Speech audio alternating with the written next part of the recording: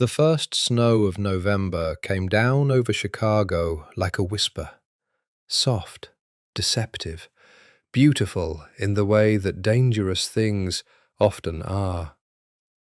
Sienna Rossi stood at the floor-to-ceiling window of her father's study on the 42nd floor of the Rossi Tower, watching the white flakes dissolve against the dark glass of the city below. She held a glass of red wine she hadn't yet drunk. Her fingers were cold, despite the central heat, despite the cashmere wrap around her shoulders, despite everything. Her father's voice came from behind her like a stone dropped into still water. "He lands tonight." She didn't turn around. She knew who he was. There was only ever one he in a sentence spoken with that particular weight, that particular combination of caution and respect, and something that Sienna, even at 27, still couldn't fully name. "Then tonight is a bad night to be in Chicago," she said. Aldo Rossi made a sound that wasn't quite a laugh. He was 63 years old, a man built from granite and silence, with silver at his temples and gunmetal in his eyes. He had survived 4 assassination attempts, 2 federal investigations, and the death of his wife. He did not scare easily. But tonight, Sienna noticed, his left hand trembled slightly around his glass. "He's not coming for trouble," Aldo said. "He's coming to take his seat."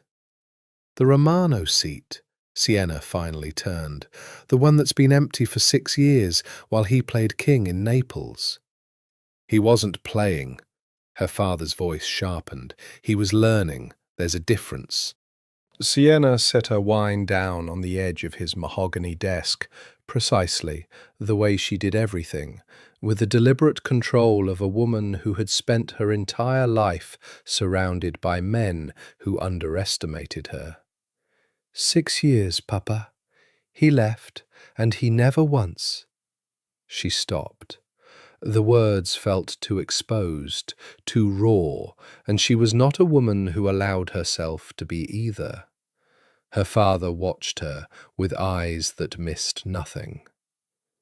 "You were 21, he said carefully. "I know how old I was." "And he was 24, and he had no choice." "Everyone has a choice." She picked up her wine again. "Some people simply choose to disappear." Silence settled between them like old furniture, familiar, heavy, occupying space that could never quite be reclaimed.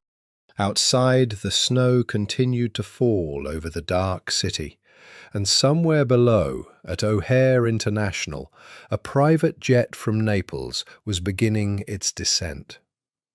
Sienna left the study without finishing her wine. She did not sleep that night. She lay in the center of her king-sized bed in her penthouse apartment 3 blocks from her father's building, staring at the ceiling while the city breathed its cold November breath against her windows. The bedroom was impeccable. Ivory and charcoal and old gold, every surface precise, every object chosen with the kind of care that spoke not of comfort but of control. This was how Sienna lived, everything in its place, everything manageable. She thought about the last time she had seen Lorenzo Romano. She had been 21, he had been 24. It had been a summer party at the Merino estate on Lake Michigan, all white linen and jazz and the particular kind of electricity that exists between 2 people who know that what they have is both extraordinary and borrowed. He had found her standing alone at the edge of the dock, shoes off, feet dangling over the dark water. "You're going to ruin that dress," he had said. "I don't care about the dress." He had sat beside her. Their shoulders had touched. Neither of them had moved away. For one suspended hour, the world, the families, the business, the blood and the power and the weight of everything they'd both been born into had ceased to exist, and there had been only the water and the stars and the warm, impossible certainty that this was a person she could fall into and never want to find her way back out. 3 days later, he was gone. Italy. No goodbye. A single text. I'm sorry, I had no choice. Don't wait. She had not waited. She had done something far more dangerous. She had never forgiven him. The call came at 7 the next morning. The families are meeting tonight, her father said. Dinner at the Romano penthouse. You'll come. Sienna was standing at her kitchen counter in a silk robe, holding a coffee cup. Outside, Chicago gleamed under fresh snow, impossibly bright, the kind of morning that felt like a lie. No, she said. Sienna. No, Papa. He specifically... Her father paused.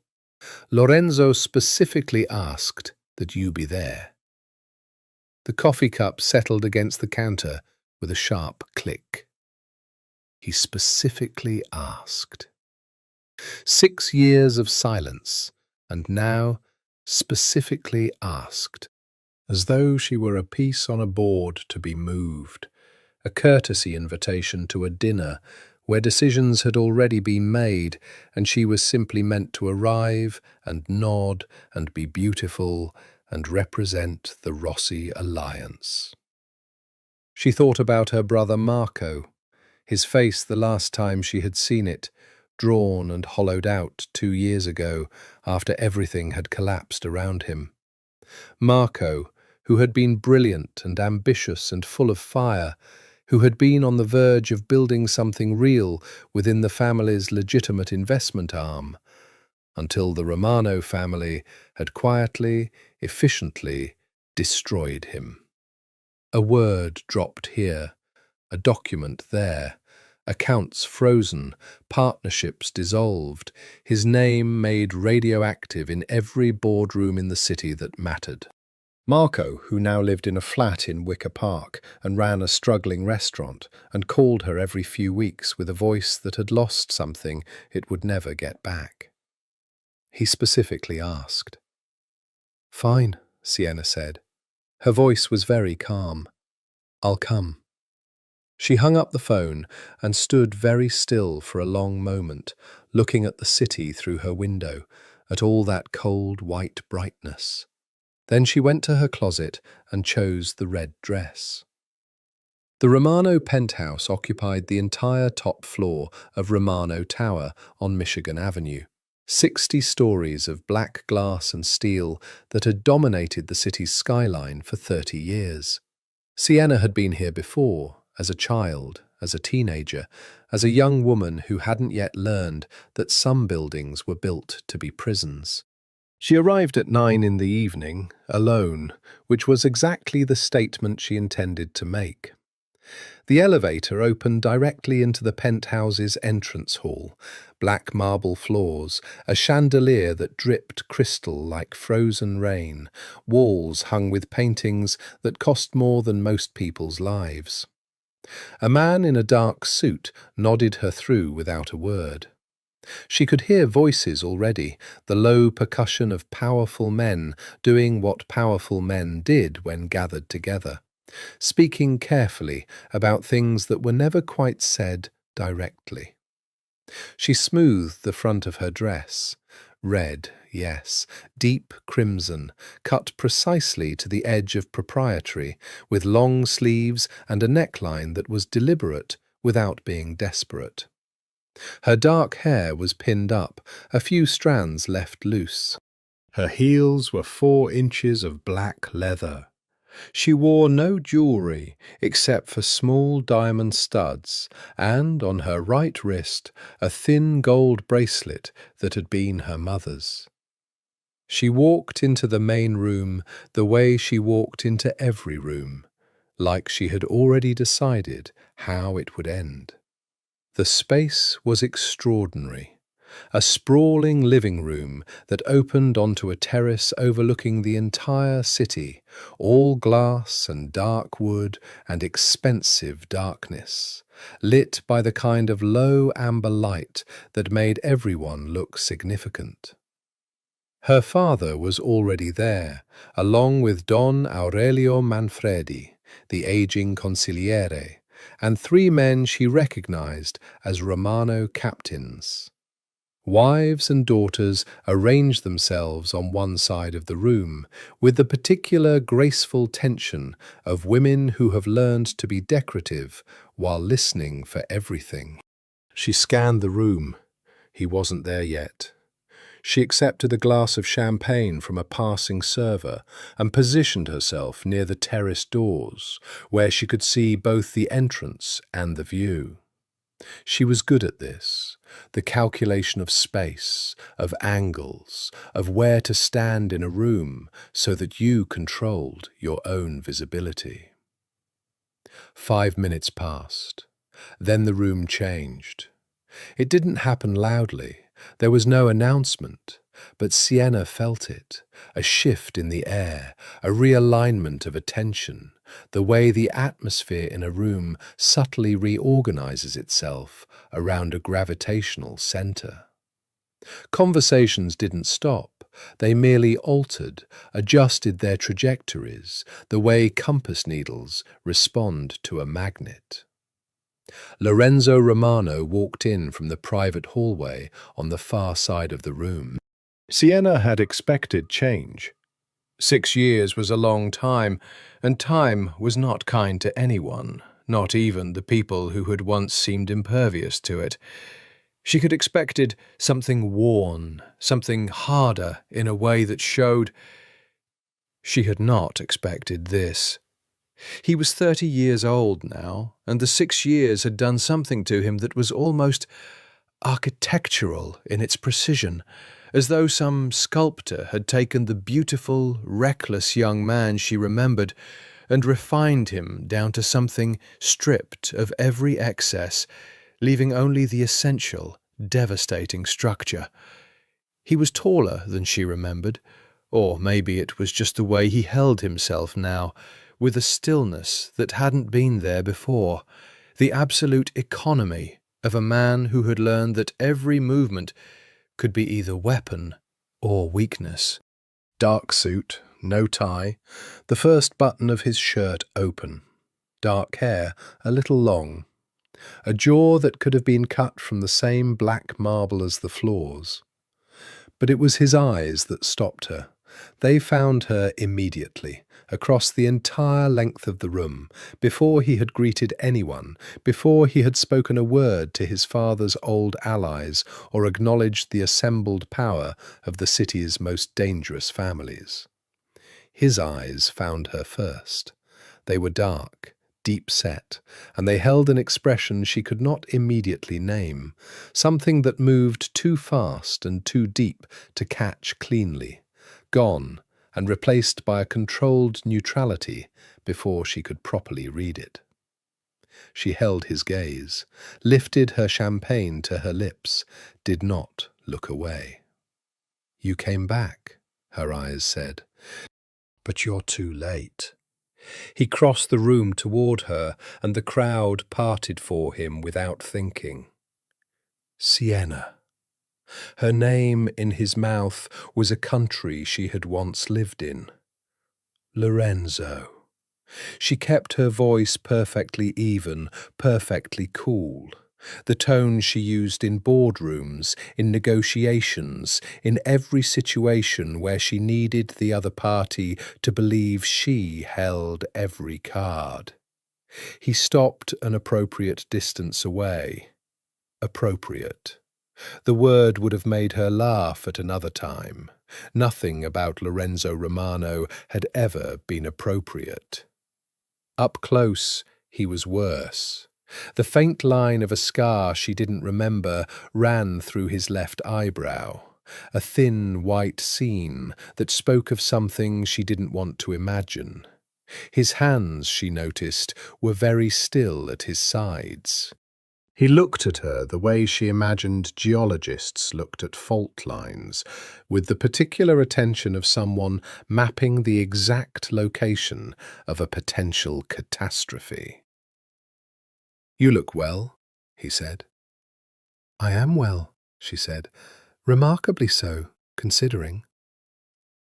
A beat of silence. Something moved in his eyes, not quite pain, not quite amusement, something more complicated than either. "I didn't know if you'd come," he said. "My father asked me to." "I asked your father to ask you." "Which amounts to the same thing." "Does it?" He tilted his head slightly. The gesture was new, or perhaps she had forgotten it. "I seem to recall a time when what I asked mattered to you directly." The audacity of it was almost beautiful. She let herself smile, not warmly, but with the particular sharpness of a woman returning a serve. "I seem to recall a time when you were capable of asking me things directly, rather than sending intermediaries. But we were both young then, and full of all sorts of interesting capabilities."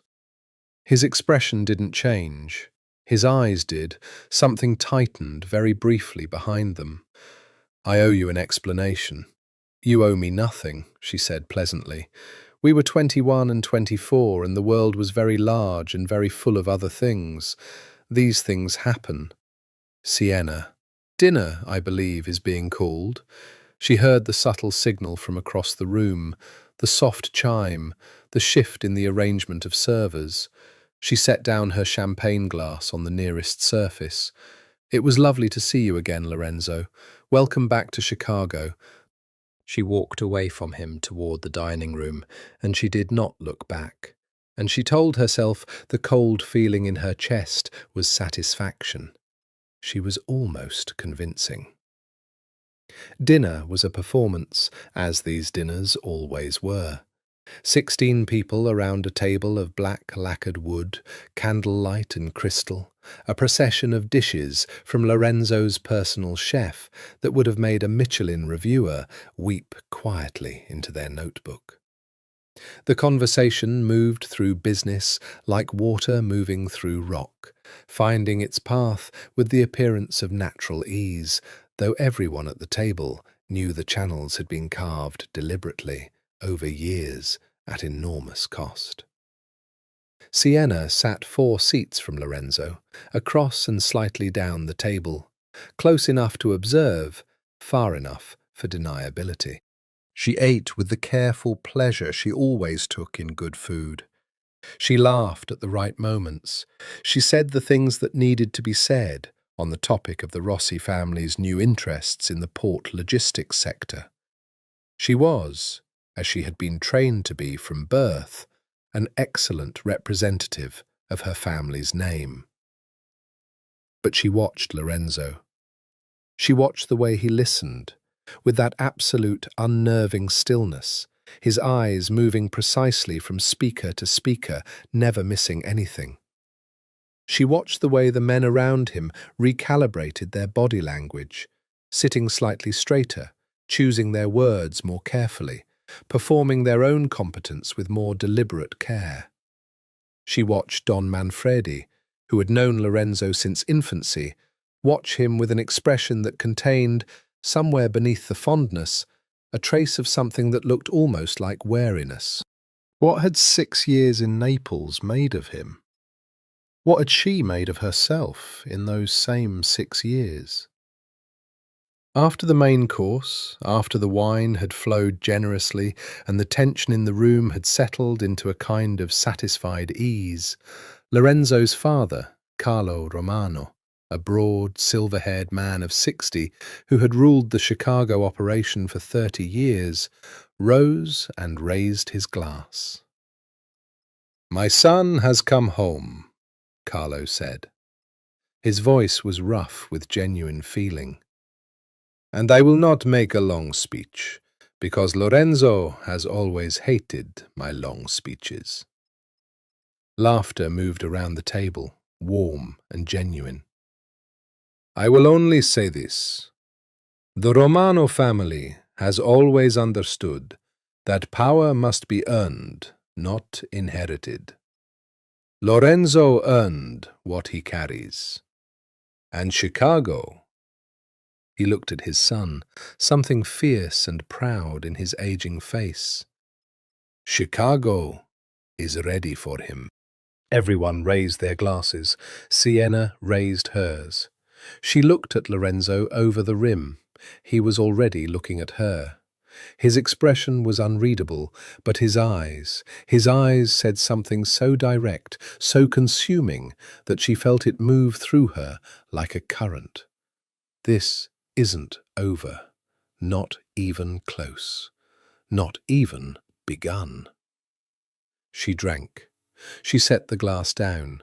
She smiled the smile that gave nothing away. Try, her eyes replied. See what it gets you. It took Lorenzo Romano exactly 11 days to propose marriage to Sienna Rossi. He did not do it romantically. He did not go down on one knee, or choose a restaurant overlooking the lake, or send flowers in advance. He did not, in fact, ask at all in the strictest sense of the word. He presented it the way he presented everything, as a conclusion that had already been reached, which she was now being informed of.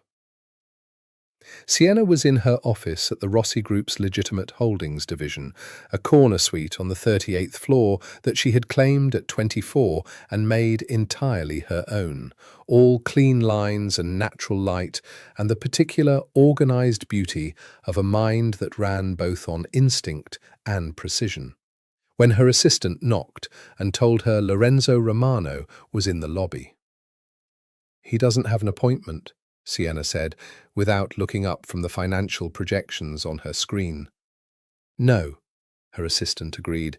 He seemed aware of that. Sienna saved her document. Send him up.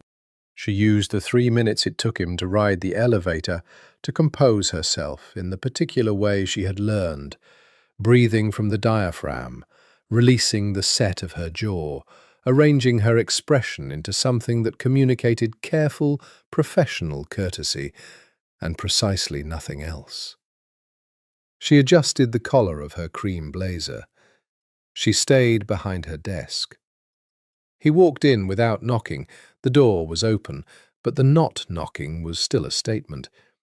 And he moved through her office the way she imagined he moved through every space he entered, like it already belonged to him, and he was simply taking inventory. He looked around the office once, taking in the books and the clean surfaces and the single photograph on her shelf. Her and Marco, 10 years ago, laughing at something at the edge of the lake, both of them brown from summer, both of them young enough to believe in uncomplicated things. Lorenzo's gaze landed on the photograph for exactly half a second. Something crossed his face that she didn't have time to read before he looked at her. "You should have an assistant who announces you properly," she said. "I own the building," he said. She'd forgotten that. She didn't let it show. "Sit down, Lorenzo." He did, settling into the chair across from her with an ease that should have looked relaxed and instead looked like coiled patience, like a man who had learned the art of waiting precisely because he was extraordinarily good at what came after the waiting ended. 11 days, she said. I was curious how long it would take you to show up unannounced. I've been in meetings. I've been in meetings too. Mine were scheduled. She folded her hands on her desk. What do you want?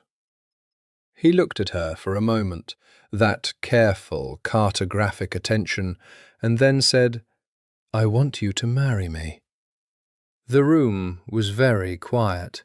38 floors below, Chicago moved through its Tuesday morning without awareness or concern. Sienna did not move. She was proud of this. The perfect stillness she maintained, the complete absence of any visible reaction, the way she continued to meet his eyes without flinching or blushing, or doing any of the things that the 21-year-old version of herself might have done. "No," she said. "The alliance between our families is solid and has been for 20 years without requiring a marriage. Things are changing."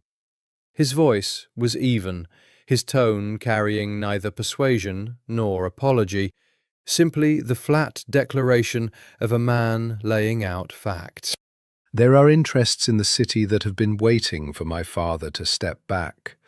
They won't challenge a unified Romano Rossi structure. Then unify through contracts and territory agreements, like civilized people." Civilized people. Something moved at the corner of his mouth, not quite a smile, too weighted to be amusement. "Sienna, don't say my name like that." "Like what?" "Like you're reminding me of something." He was quiet for a moment. Then, "I'm not asking you to love me." The honesty of it was somehow worse than anything else he could have said. She felt it land somewhere she hadn't fully armored, and she took a half-second to redirect. "You're not asking me anything, you're telling me, which is exactly the problem. Your father has already agreed." She went still, in a different way now, not controlled stillness, but the sudden arrest of someone who has just encountered an obstacle they hadn't mapped. Her father. Her father had already agreed. She thought of Aldo Rossi and his trembling hand, and the careful way he had spoken about Lorenzo's return. She thought of Marco in his Wicker Park flat.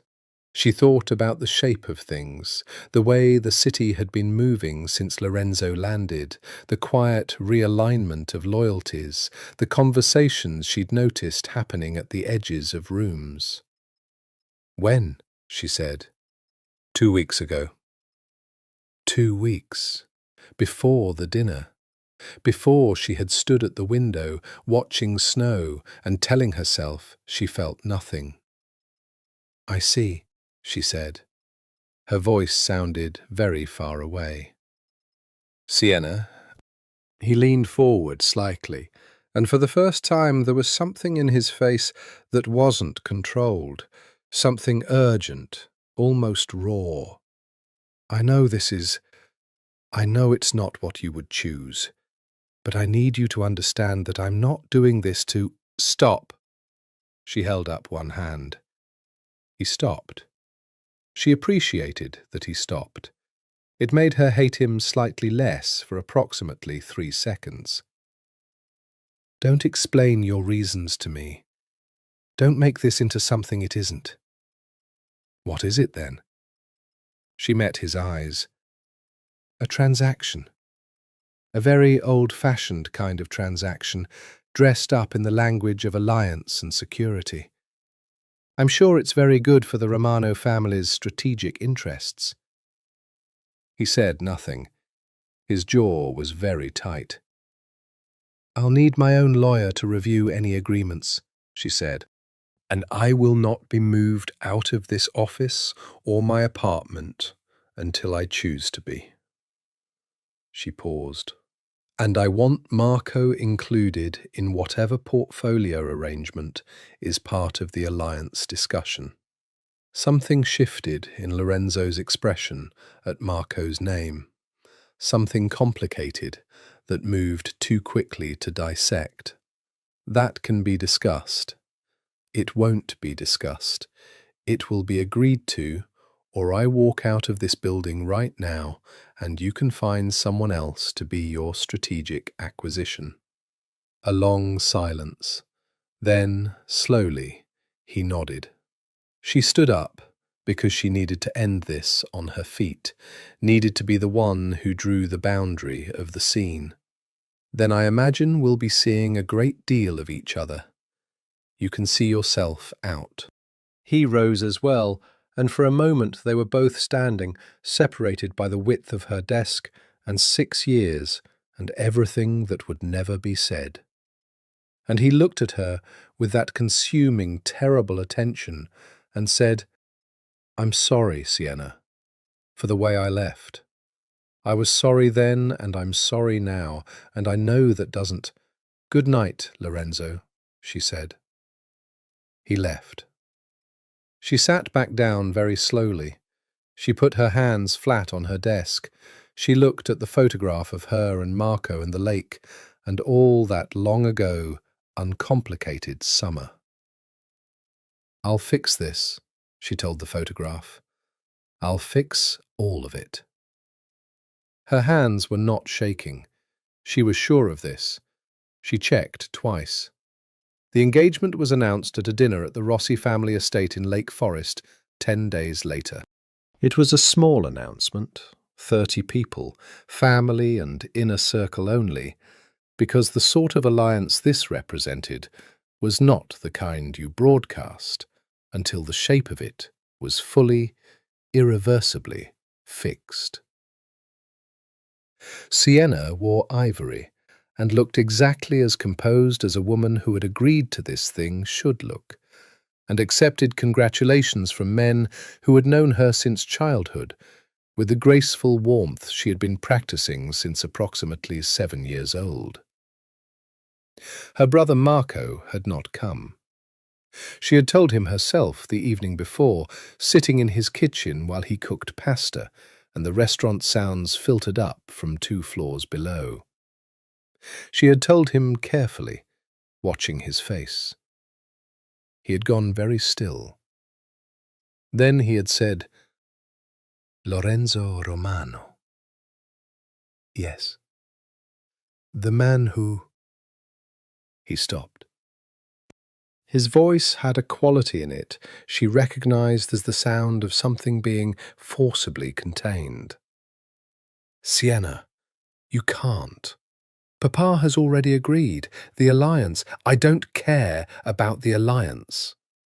He turned from the stove, and his face held something complicated. Anger, yes, but also something that looked almost like grief. "I care about you. After what he did to me, I know." She had reached across the table and taken his hand. "I know exactly what he did to you." Marco had looked at her for a long moment. "Are you—" He searched her face. "Are you going to be all right?" "I'm going to be better than all right," she had said. "Trust me." Something had moved in his expression then. Something she couldn't quite read, quickly covered by the more legible emotion of concern. "I do trust you," he'd said. "I just don't trust him." She had squeezed his hand. "Then you and I are in agreement." Lorenzo arrived at the engagement dinner exactly on time, which Sienna was learning was something he did, existed in perfect, almost aggressive punctuality, as though lateness were a form of weakness he had excised from himself, along with everything else that could be used against him. He found her almost immediately, moving through the room toward her with the same focused directness with which he did everything, and she observed his approach with the same careful attention she gave to all incoming developments that posed a potential threat. He looked, she would not lie to herself, even internally, extraordinary. Dark suit, this time with a tie, a concession to the formality of the occasion, and the particular quality he carried of a man completely aware of his own significance without being diminished by vanity about it. "You're wearing ivory," he said when he reached her. "Is that a comment?" "It's an observation." He accepted a glass from a passing server and settled beside her, not opposite, a choice she noted, beside, not facing. The choice of a man who wanted to be alongside her rather than in confrontation with her. She filed this away. "You look—" He paused, and in the pause she felt the word he'd chosen to replace whatever had come first. Composed. I am composed. I know. The two words carried something underneath them, something she couldn't name, some register of emotion she wasn't prepared to engage with. I wanted to ask you something. You want to ask me things now. That's new. He was quiet for a moment, not stung, she thought, just patient. Do you want to go through with this? Genuinely. She turned to look at him. His face was entirely open, an unusual thing for him, she was already learning, because the default setting was controlled, precise, unreadable.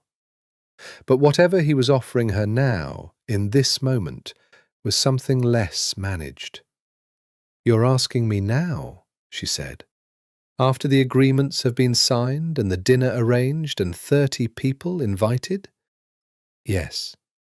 Why? Because I want to know. His eyes held hers steadily. If you say no, if you genuinely, actually say no, I'll find another way. Sienna looked at him for a long time. She thought about Marco. She thought about the documents she had already been quietly assembling, careful, strategic, the beginning of something long game.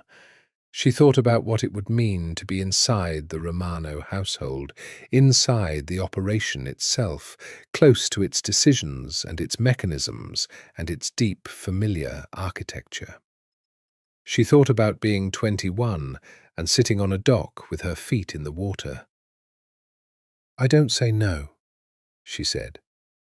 The alliance makes sense for the families. Something crossed his face, relief, and something more complicated underneath the relief, something that might have been the beginning of a question he was afraid of the answer to. Then I have something for you. He reached into his jacket pocket and produced a ring, not a box, just the ring itself, held between his fingers with a directness that felt like him. It was extraordinary. An oval ruby surrounded by old-cut diamonds set in platinum, antique in a way that spoke of history rather than fashion. It was my grandmother's. She was... He paused. She was a woman who was not afraid of anyone. Sienna took the ring from him, held it in her palm. The ruby was the colour of old blood, deeply red, the colour of her dress from that first night. She sounds like someone I would have liked, she said. She would have liked you, he said. She liked people who didn't fear her son. Sienna slid the ring onto her finger. It fit as though it had been made for her hand, which she would later consider either the most romantic or the most troubling thing about the entire situation. She held up her hand, looking at it in the amber light of the room. Don't mistake this for peace, she said quietly, so that only he could hear it. Her voice was steady, pleasant, the voice of a woman perfectly comfortable with the conversation she was having. He was very still beside her. I understand, he said, and then, I'm not mistaking it for anything except exactly what it is. Good, she said, then we understand each other. She turned back to the room, and across the space she met her father's eyes. Aldo Rossi, watching his daughter with that complicated expression she'd been trying to read for decades. And she smiled at him, and he smiled back, and neither of them said the things that were most true. The Romano penthouse became her home on a Thursday in December, 6 days before the wedding. This was practical, not romantic. Something about the appearance of the alliance, the visibility of unification, the calculus of how the city's other power structures would read the geography of where the Romano heir's future wife chose to sleep. Sienna understood this. She had moved through the architecture of these calculations her entire life. She brought what mattered: her books, her clothes, the photograph of her and Marco, three specific artworks she had chosen herself over the years, her coffee equipment. The Romano penthouse had adequate coffee equipment, but not the particular Italian espresso machine she had imported 18 months ago and which she considered non-negotiable, and a locked steel case that contained documents she did not intend for Lorenzo to see. He was there when she arrived, which she hadn't expected. She had assumed he'd have a meeting, or at least the grace to give her the afternoon. But he was there, in the main room, dealing with something on his phone. He looked up when she walked in, and she saw his eyes do what they always did: find her face first, then take in the rest of the information in the room. "I had your things put in the east bedroom," he said. "But if you'd prefer the west, the east is fine," she said. She set down the bag she was carrying and looked around the penthouse properly, with the eye of someone establishing territory. It was different in daylight, less theatrical without the night city as backdrop, more domestic in a way that was both more ordinary and more intimate. She could see where he lived: the papers on the side table, the book left open face down on the arm of the leather sofa. She would need to break him of that habit. It cracked the spines. The particular way the kitchen's coffee machine had been placed, with the precision of someone who used it early and frequently. She picked up the book. The Prince, of course. "You're still reading Machiavelli," she said. "I never stopped." "Perhaps you should try fiction sometime. It's very useful for understanding human behavior." "I understand human behavior well enough." "You understand power. It's not the same thing." She set the book down, properly, closed, the way books deserved to be treated, and turned to face him. "I want to establish some ground rules." He set his phone down and gave her his full attention, which was, she was learning, a significant thing. Lorenzo Romano's full attention was something most people worked very hard to obtain. "All right," he said. "My work continues without interference. My schedule, my meetings, my decisions about the Rossi legitimate holdings are mine." "Agreed. My brother can visit whenever I want." A slight pause, barely perceptible, but she caught it. "Agreed. I'm not hosting social events for the Romano business unless I'm consulted in advance." "Reasonable." She took a breath. "And I want to know what's happening. Not the sanitized version that gets given to wives and daughters, the actual business." She watched his face as she said this, looking for the resistance she expected, the reflexive closing off, the line most of these men drew between the women in their lives and the reality of what they did. Instead, what she saw was something that looked almost like recognition. "Why?" he asked. "Because I have a mind that functions well under the application of actual information, and I'd rather use it than be decorative." He was quiet for a moment. Then, "What's your interest in the port logistics development?" The shift caught her slightly off guard. He'd pivoted from negotiation to genuine inquiry. "The Rossi investment in the legitimate port company is currently structured in a way that overexposes the family to a specific regulatory risk. I've been working on a restructure that would—" She stopped. "You're testing me?" "A little," he admitted. The honesty was disarming. "You know what you're talking about?" "I know what I'm talking about most things," she said pleasantly. He almost smiled, the closest thing to one she'd seen from him, a slight shift at the corners of his mouth, barely there and entirely devastating because of that. I'll have Caruso brief you on the operational structure. The legitimate side first, then... He paused. We'll see. It was more than she'd expected. She would not let that show. Thank you. He nodded. He picked up his phone again, then set it down as though remembering something. There's a dinner on Saturday, family only, my father's birthday. It'll be... He seemed to be choosing words with unusual care. Loud. My family is loud. I've met your family.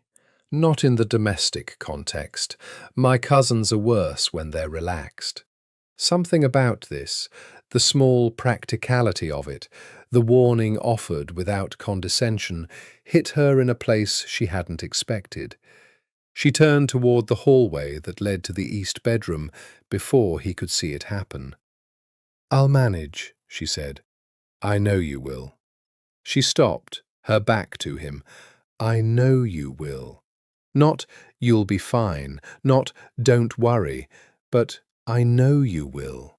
As though her capability were a given, a baseline, something he had already incorporated into his working model of the world. She didn't turn around. What's your mother's name? I don't know if I ever... Elena, he said. She died when I was 16. I'm sorry, she said, and meant it. Don't be. She would have liked you. A pause. People keep telling me that about you. Sienna walked down the hallway toward her room, and she thought, be careful. She thought, this is exactly how it works. The charm, the small unexpected kindness, the way he makes you feel seen until you forget what you came here to do. She thought about Marco's face. She thought, I know what I'm doing. She was almost certain this was true. That night she lay in the east bedroom, larger than her apartment bedroom, the city spread beneath its windows like a map of everything she was navigating, and she opened the locked steel case. Inside were documents, copies of contracts, financial transfers, communication records, the careful architecture of what she had been building for 6 months. Since before the engagement, since before Lorenzo had landed at O'Hare. She had good sources, people who owed her father, or owed her, or who simply disliked the Romano operation enough to talk to someone they trusted. She had the beginning of something. She needed the inside of the Romano household to finish it. She was here now. She was inside. Good, she thought. She closed the case, she locked it, she put it under the false bottom of her luggage and covered it with sweaters. Then she lay in the dark of Lorenzo Romano's penthouse and listened to the sound of him moving in the room at the other end of the hall. The quiet sounds of a man getting ready for sleep. And she told herself the tightness in her chest was strategic tension, nothing more. They were married on the winter solstice, the shortest day of the year, which Sienna noted with the private humour of someone who had learned to find dark things amusing. The wedding was not small. Sienna had understood this would be the case. A Romano-Rossi marriage in Chicago was a political event as much as a personal one, and the guest list of 230 people reflected the geography of the city's underground power structure with the precision of a census. She had chosen her dress herself, ivory silk, long-sleeved, architectural in a way that was about structure rather than softness, with a train that swept 6 feet behind her. Her dark hair was loose, which was her one concession to something that felt personal. Marco came. She hadn't been sure he would, until she saw him in the vestibule of the church, St. Michael's on North Dearborn, all gold and marble and the weight of centuries, standing in a charcoal suit that made him look like a version of himself she associated with before everything had gone wrong. He looked older than his 32 years. He looked like a man carrying something. He hugged her tight enough that she felt his hands shake. "You don't have to do this," he murmured into her hair. "I know," she said. "Sienna." "Marco." She pulled back and looked at him. His face, always expressive, was doing something complicated. Grief and anger, and something underneath both of those, something she almost reached for and then let go, because now was not the time. "I need you to trust me." He looked at her for a long time. "I do," he said finally. "God help me, I do." The ceremony was brief and exact and formal. Lorenzo stood at the altar with the stillness she was already learning to read, the controlled containment of a man for whom this moment was both strategic necessity and something else that he was not prepared to make legible, even to himself, perhaps especially to himself.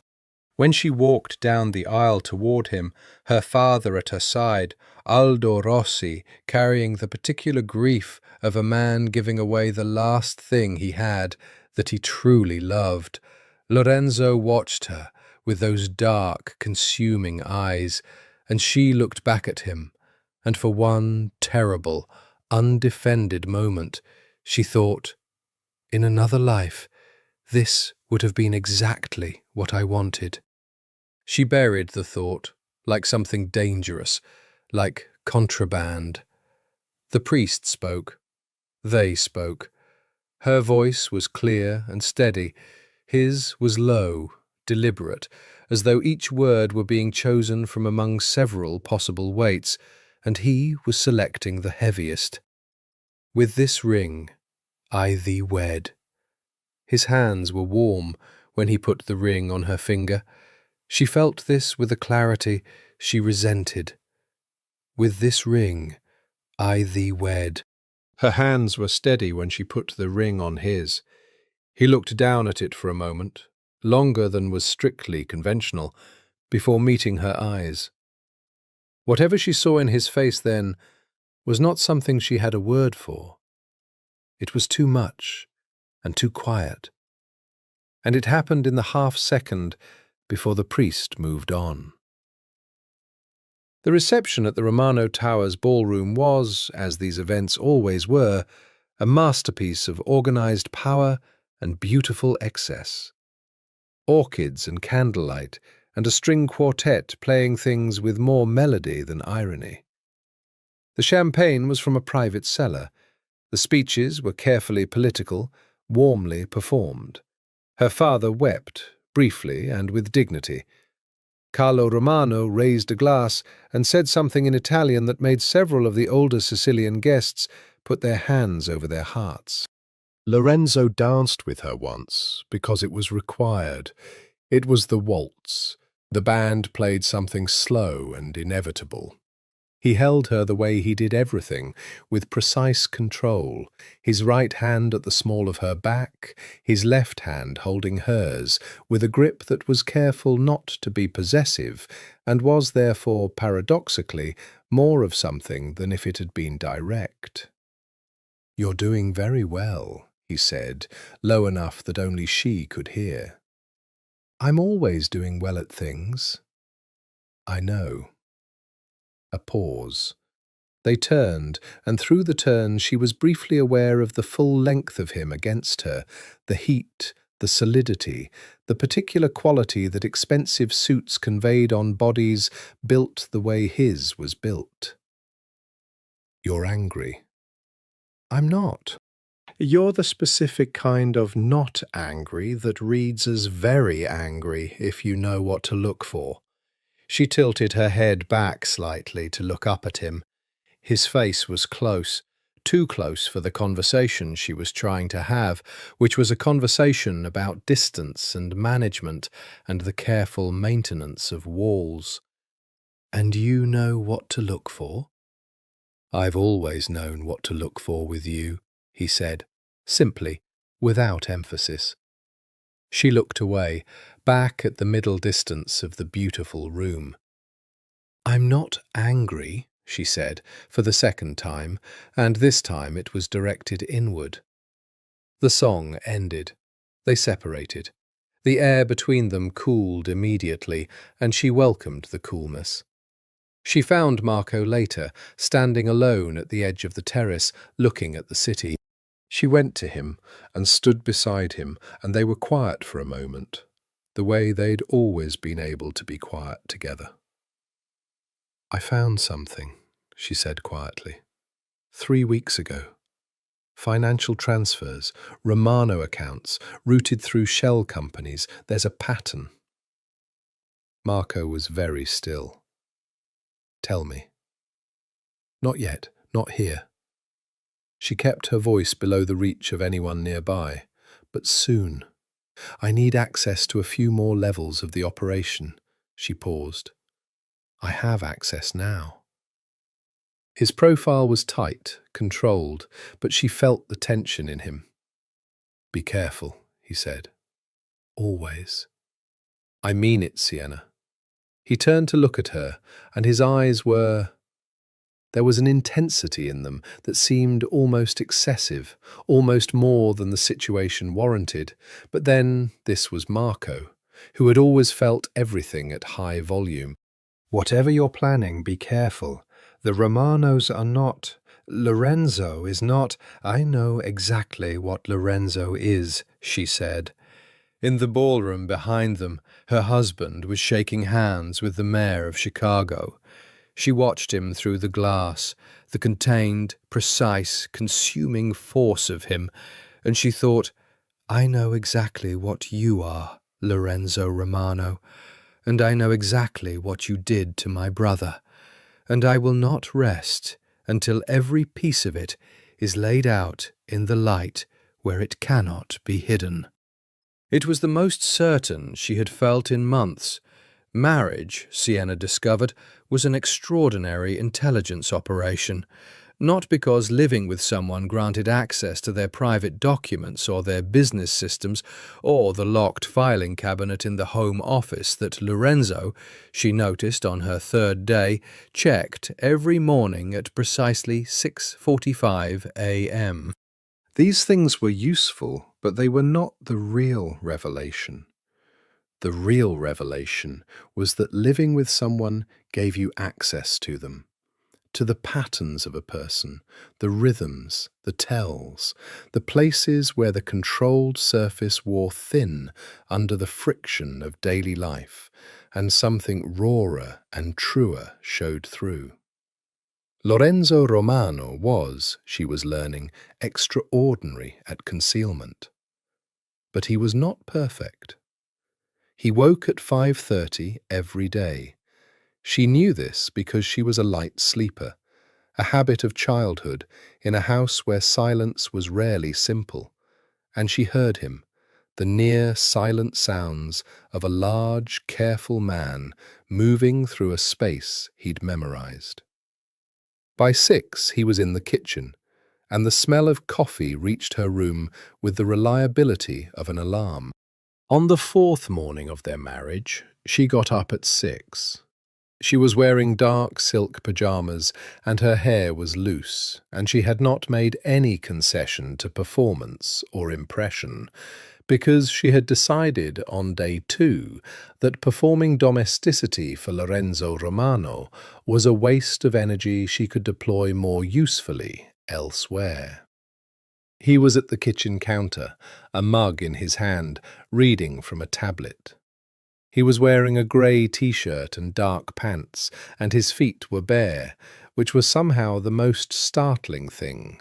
The bare feet, this small human detail in a man she had been building into a figure of pure strategic concern. He looked up when she came in. "You're up early," he said. So are you. She went to her espresso machine and began the morning ritual of it, each step exact. Early meetings. I have a 7:30 with Caruso. A pause. You were going to be briefed by him this week. Thursday, she said. He confirmed yesterday. A beat of something. Approval, maybe, or surprise, or both. You move quickly. I always have. She waited for the espresso to pull through and watched the dark stream into the cup. Are you going to tell me about the Ferrara situation, or are you going to wait for me to hear about it from Caruso and wonder why you didn't mention it yourself? Silence. She didn't turn around. How do you know about Ferrara? His voice was even, but there was an edge underneath it. Not anger, something more careful than anger. I pay attention, she said. She turned around with her espresso. And you've been on 3 calls in the past 2 days that you've taken in the hallway, which tells me something is adjacent to sensitive, not classified, but something you're still working out whether to read me into. He looked at her for a long moment. The kitchen was warm, the city still dark outside, the particular intimacy of early morning in a shared space, pressing against the carefully maintained distances between them. The Ferraras are making a move on the South Side operations, he said. They've been quiet for 2 years, which means they've been preparing. What kind of move? Protection. The restaurant district. They're offering lower rates and sending a message with it. He set down his tablet. They want to be taken seriously. Do they deserve to be taken seriously? Their new man, Luca Ferrara's nephew, Dante, is 29 and hungry and not as stupid as his uncle, so yes. Sienna considered this. The restaurant district is Rossi territory, historically, which is why I'm telling you. She drank her espresso. He watched her drink it, and she was acutely aware of being watched, of the focused quality of his attention, even at 6 in the morning over a kitchen counter. What do you want to do about it? I want to respond in a way that's definitive without being escalatory. He paused. I want your read on your father's appetite for confrontation right now. She looked at him. She hadn't expected this. Not the consultation, exactly, but the directness of it, the genuine inquiry. He wasn't asking her because she was decorative. He was asking her because he believed she had something useful to tell him, which she did. But what she gave him, she decided, would be carefully calibrated. My father is 63 and has a heart condition he doesn't advertise, she said. His appetite for confrontation is lower than it has been in 20 years. He wants stability. He wants the alliance to hold. She paused. He wants his daughter to be safe. Lorenzo absorbed this. So a diplomatic approach would have Rossi backing. A diplomatic approach would have Rossi enthusiasm, she said. My father is tired of blood. He nodded slowly. Something in his face had shifted. The professional assessment was still there, but underneath it, something quieter, something she didn't quite trust. How is Marco? He said. The question landed like something dropped from a height. She kept her face exactly still. He's well. The restaurant is doing better. I heard he's been talking to some of the independents, the ones who run along the North Side corridor. Her heartbeat didn't change. She was proud of this. Marco talks to many people. He's a sociable man. Sienna. His voice was low. This isn't a threat. I'm not watching your brother. Then why bring him up? A pause. Because I notice things. and I'd rather address them directly with you than—" He stopped. Something moved in his face. "I don't want to be in a position where we're working against each other." She looked at him steadily. "Then don't give me reasons to work against you." He held her gaze. She held his. Finally, he picked up his tablet again. "The Caruso briefing is at 10 on Thursday, not 1. He moved it." "I know," she said. "He emailed last night." She took her espresso back to her bedroom.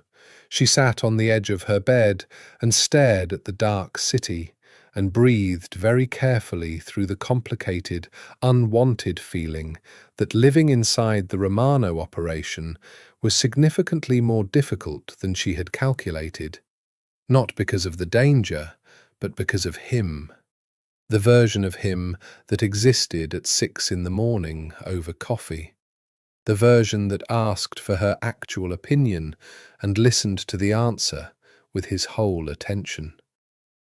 She opened her laptop and sent 3 encrypted messages. Then she got dressed for the day. 3 weeks after the wedding, Sienna made her first deliberate move. It was small, precise, and entirely invisible.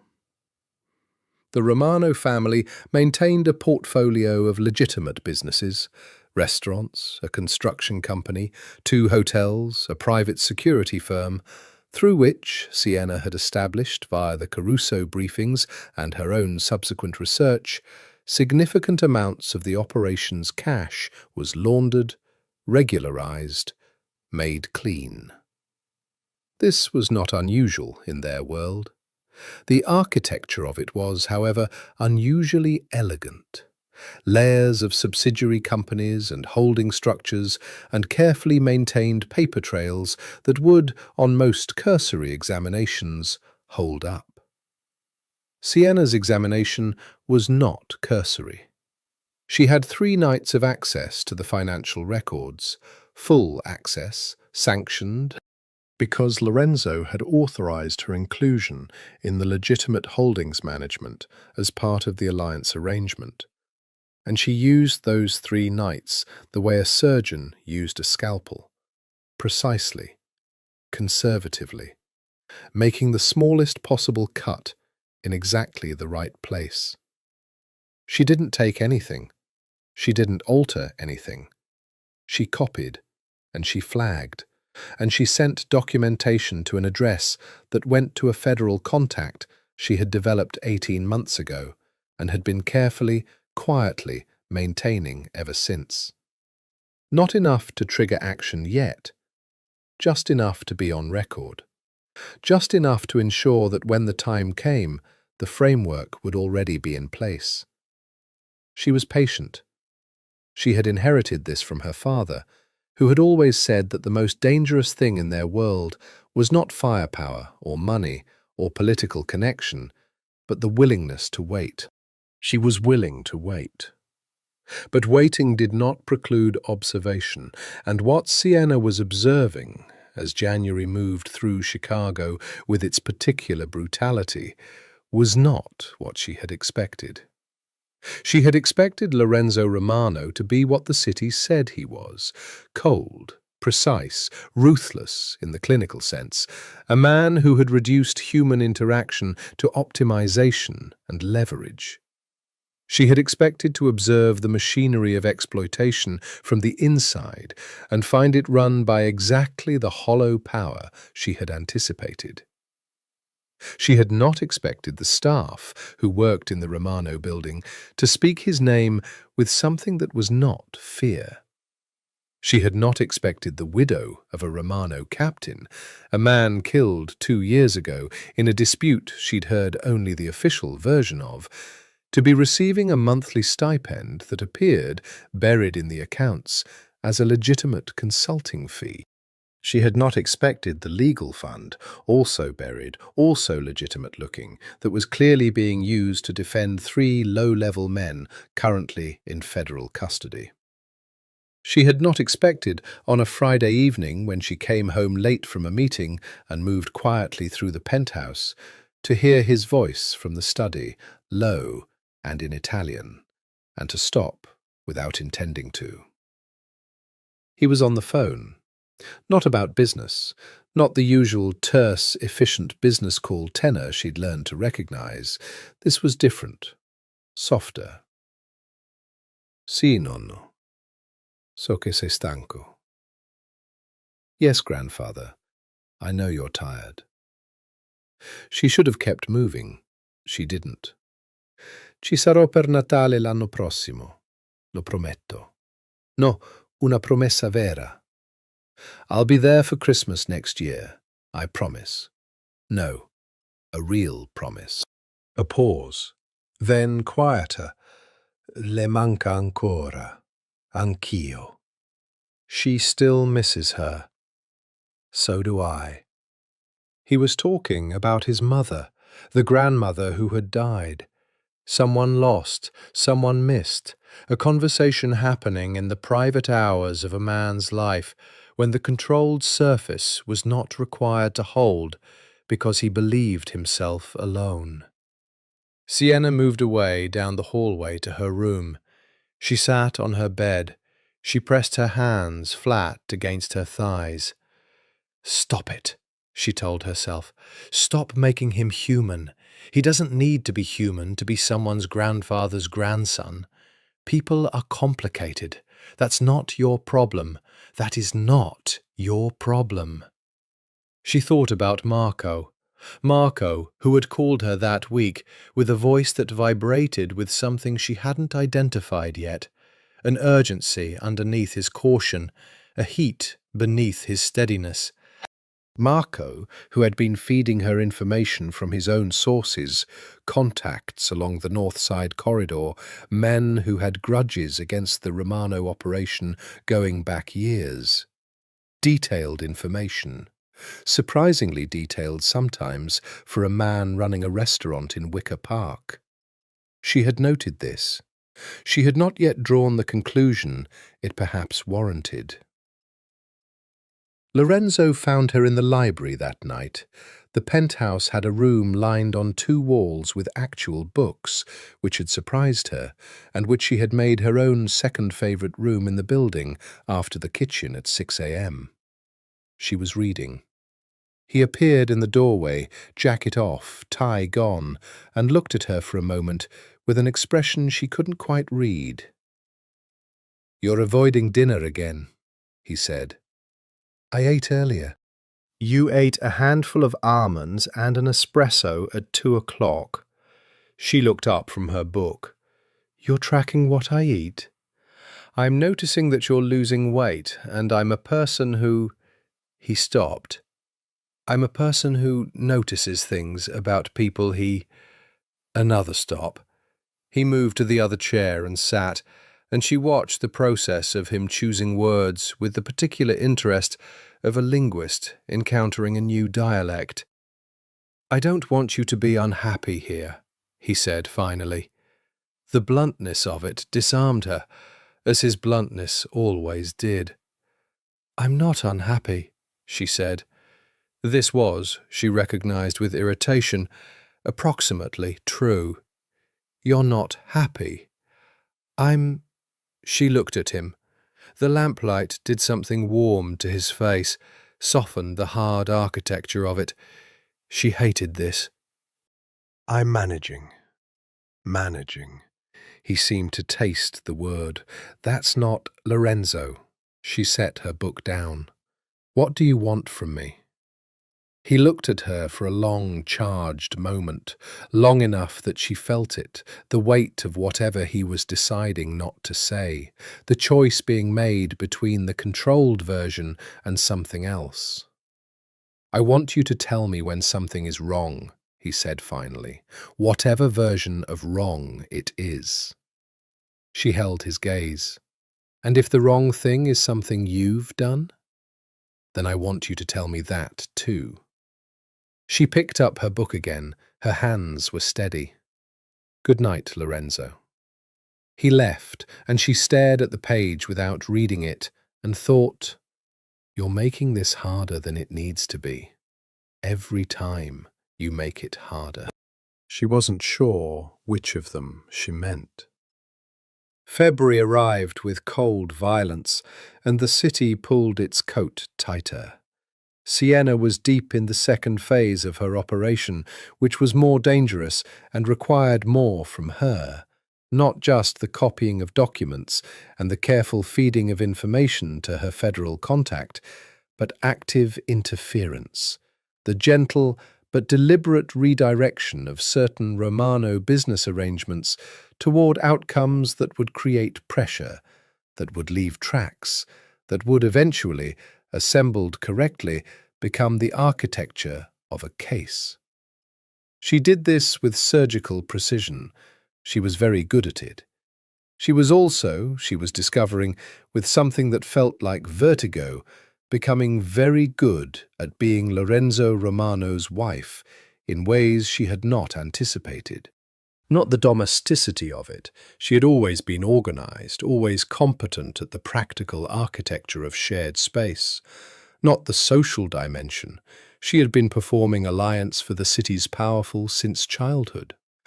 What she hadn't anticipated was the intellectual dimension, the daily confrontation with a mind that was, she was forced to acknowledge, as sharp as hers and shaped differently enough that the friction between them generated something that felt dangerously close to genuine interest. He argued with her. Not performatively, not in the manner of men who argue to dominate, but actually argued, pushed back against her positions with specific counter-evidence, changed his mind when she made a better case, and expected her to do the same. He was infuriating about it, because he was good at it. And she found that the thing she'd feared most about this marriage, being bored, being managed, being kept at a distance from actual thought, was not happening in the way she'd feared. This created its own problem. The nightclub event was Marco's suggestion. "Club Nero," he said on the phone, his voice carefully casual. "Romano holds a stake in it. The manager, a man named Vitale, has been skimming, not obviously, but enough." "Where did you hear this?" she said. "Sources." A pause. "If you could document it and present it to Lorenzo as your own discovery, it puts you in position. You become the one who finds problems in his operation, builds trust, gives you access to deeper levels." This was sound logic. This was exactly the kind of strategy she had been operating on. She did not pause long enough to wonder how Marco had obtained the information, because it served her purpose, and she was in the middle of something, and she recognized this later, too deep in her own operation to properly examine the intelligence she was receiving. She went to Club Nero. She didn't tell Lorenzo she was going. She dressed in black, a sleek, minimal dress that allowed her to move, heels she could walk fast in, and went with her own driver and arrived at 10 on a Thursday evening and found a seat at the bar from which she could see the accounting office at the back. Club Nero was exactly what it sounded like. Dark, expensive, the kind of space where the music was loud enough to provide cover and the shadows were deep enough to do business in. She ordered a drink she didn't intend to drink and watched. She was there for 40 minutes before she saw Vitale, a soft-featured, thin-haired man in a suit slightly too good for an honest manager, slip into the back with a man she recognized as one of the Ferrara associates. She got closer. This was the dangerous part. She had to be close enough to observe the transaction, to photograph it, to document the specific nature of what Vitale was doing, which she had decided would be enough to present to Lorenzo as... A hand closed around her arm. Her heart hit her sternum hard. She turned. Lorenzo was standing behind her, and his face was She had never seen his face like this. Not the controlled, carefully managed mask. Not even the softer version she caught in private moments. This was something else entirely. A white, barely contained fury, the kind that was quieter and therefore far more frightening than anything loud. "What are you doing here?" he said. His voice was very low, precise and not quite steady. Don't. His hand on her arm tightened, not painfully, but inescapably. Don't tell me you're here by coincidence, and don't tell me you were just in the neighborhood. I was following up on information. You were in a Romano business establishment, alone, at 10 at night, without telling me, while two Ferrara men are in the back room, having a conversation that I will tell you right now has nothing to do with skimming. His eyes were dark and very focused. Someone sent you here. She said nothing. Something shifted in his face. The fury hadn't left, but something more complicated moved through it, something that looked like pain. "Who?" he said. "I'm not going to— Was it your brother?" The question fell into the conversation like a stone into water. "No," she said, too fast. He looked at her for a long moment. Around them the music continued its pulse, and the darkness continued its generous work of concealing, and Lorenzo Romano held his wife's arm in a nightclub at 10 o'clock at night and looked at her with eyes that contained something vast and complicated and very, very still. "We're leaving," he said. She didn't argue. Not because she was afraid of him. She had decided very early that whatever else Lorenzo might be, he was not a man who would harm her physically, and she trusted this with the particular certainty of someone reading something deep in a person's character. But because arguing in this space, now, would be tactically wrong. In the car, he didn't speak for 3 blocks. Then, "If there's something wrong in my operation, you come to me." I was going to come to you. After you'd handled it yourself, without my knowledge, in a situation that could have put you in a room with Ferrara people who have no reason to be gentle with a woman who wanders into their business. I wasn't Sienna. Her name again, in that voice, that country she kept trying not to find her way back to. "I cannot—" He stopped. His hand, she noticed, was tight around the door handle. I need you to not be in danger." The honesty of it silenced her. She looked at him in the moving dark of the car, his profile lit intermittently by the city lights passing through the window, the set of his jaw, the particular tension in his shoulders that was new and personal, and not the same as the professional tension she'd catalogued.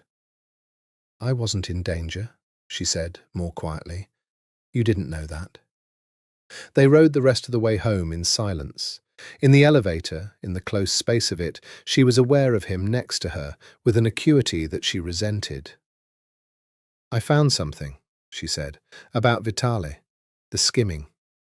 He looked at her. "I'll give you the documentation tomorrow," she said. "It's solid." A long beat. Then, "You could have just told me." "I know," she said. And then, because she was still figuring out how much honesty this situation could bear, "I didn't think you'd listen." He was quiet. The elevator opened. He held the door. "I always listen to you," he said. "I always have." She walked past him into the penthouse, and the words followed her down the hallway like something she couldn't put down. March moved through the city like a slow exhale. The Vitale documentation went to Lorenzo the next morning, as she had promised. He read it, asked her 3 specific questions that told her he was reading it properly, and by evening Vitale had been removed from Club Nero with the quiet, conclusive efficiency of a man who knew exactly how to end problems without escalating them. "That was good work," Lorenzo told her at dinner that evening. They had fallen into the habit of dinner, the two of them, in the kitchen rather than the formal dining room, which had happened without discussion, and which she was carefully not drawing attention to. "How long had you been working on it?" "2 weeks," she said. "What else have you found?"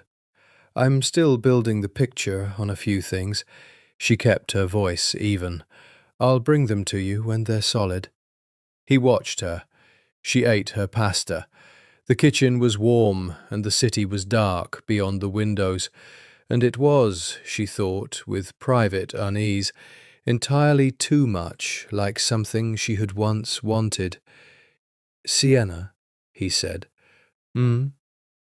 "What happened with Marco 2 years ago?" The fork in her hand stilled. "Why are you asking about that?" she said carefully. "Because you mentioned it, implied it, when we talked about why you agreed to this marriage, and because—" He paused, and she could feel him choosing his words with an unusual weight. "And because I need you to tell me what you believe happened." "I know what happened," she said. "The Romano family systematically destroyed my brother's professional credibility. Accounts frozen, partnerships dissolved, his name—" "No," Lorenzo said. She looked up. His face was very still. "That's not what happened." "I know what I—" 2 years ago, your brother was attempting to leverage the legitimate Rossi investment arm to front a deal with the Calabrian 'Ndrangheta that would have tied your family's legitimate holdings to a drug distribution network. He said it the way he said everything difficult, flat, direct, without embellishment. My father discovered it. What you're calling the destruction of Marco's career was an intervention designed to prevent your father from being exposed to federal investigation. The kitchen was very quiet. Sienna set her fork down. Her face felt strange, too careful, too controlled, the effort of it suddenly enormous. "That's not—" she started. "I have the documentation," he said. "I've had it since before the engagement. I didn't—" He stopped. He ran a hand through his hair, which she had never seen him do. "I didn't know how to give it to you. I didn't know if you'd believe it. And I didn't want—" His voice, very briefly, lost its even quality. "I didn't want the first true thing I gave you to be something that hurt you."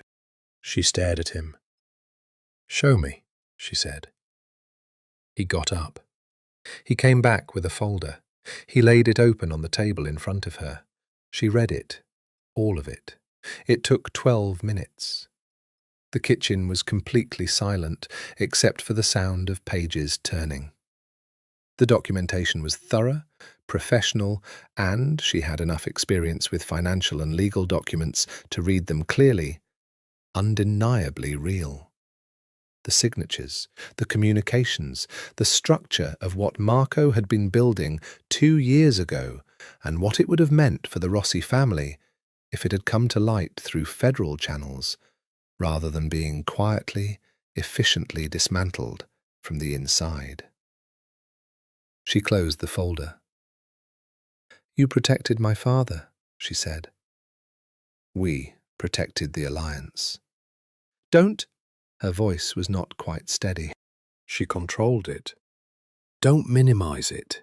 You protected my father from the consequences of something my brother did, and you never told him. You never told me. You let the story be what Marco told it." Lorenzo was quiet. "Why?" she said. "Because your father is 63 with a heart condition, and knowing his son had betrayed him would—" He stopped again. because some truths are more expensive than their worth. She sat with this. Outside, the March wind moved against the windows with a sound like the world rearranging itself. She felt something happening in her chest, a structural shift, the giving way of something she had been building for a long time and which had just had its foundation pulled. She thought about her steel case under the false bottom of her luggage. She thought about the federal contact and the documents she had been carefully, surgically feeding them over 3 months. She thought about Marco's voice on the phone, that urgency beneath the caution, that heat beneath the steadiness, the too detailed intelligence he kept providing her with. Be careful, she had told herself. Stop making him human. Lorenzo was watching her. His face held something that was careful and open at once, the face of a man who had said a difficult thing and was waiting for the consequences of it. "The documents I've been sending," she said slowly. Her voice felt odd in her mouth. "The ones about the Romano operation, the financial transfers, the subsidiary structures." His expression shifted, very slightly, very precisely. "What documents?" he said. She looked at him. He looked at her. "I need to make a phone call," she said. She stood up. "Sienna." He stood as well. "I'm not," she held up a hand. "I'm not running. I need to call my brother." His face did something she had never seen it do, not anger, something past anger, something that looked, briefly and terrifyingly, like grief. "He set you up," he said, not a question. She held his gaze for one moment, one long, devastating moment, and then she left the kitchen. Marco's phone went to voicemail. She tried 3 more times. Voicemail, voicemail, voicemail.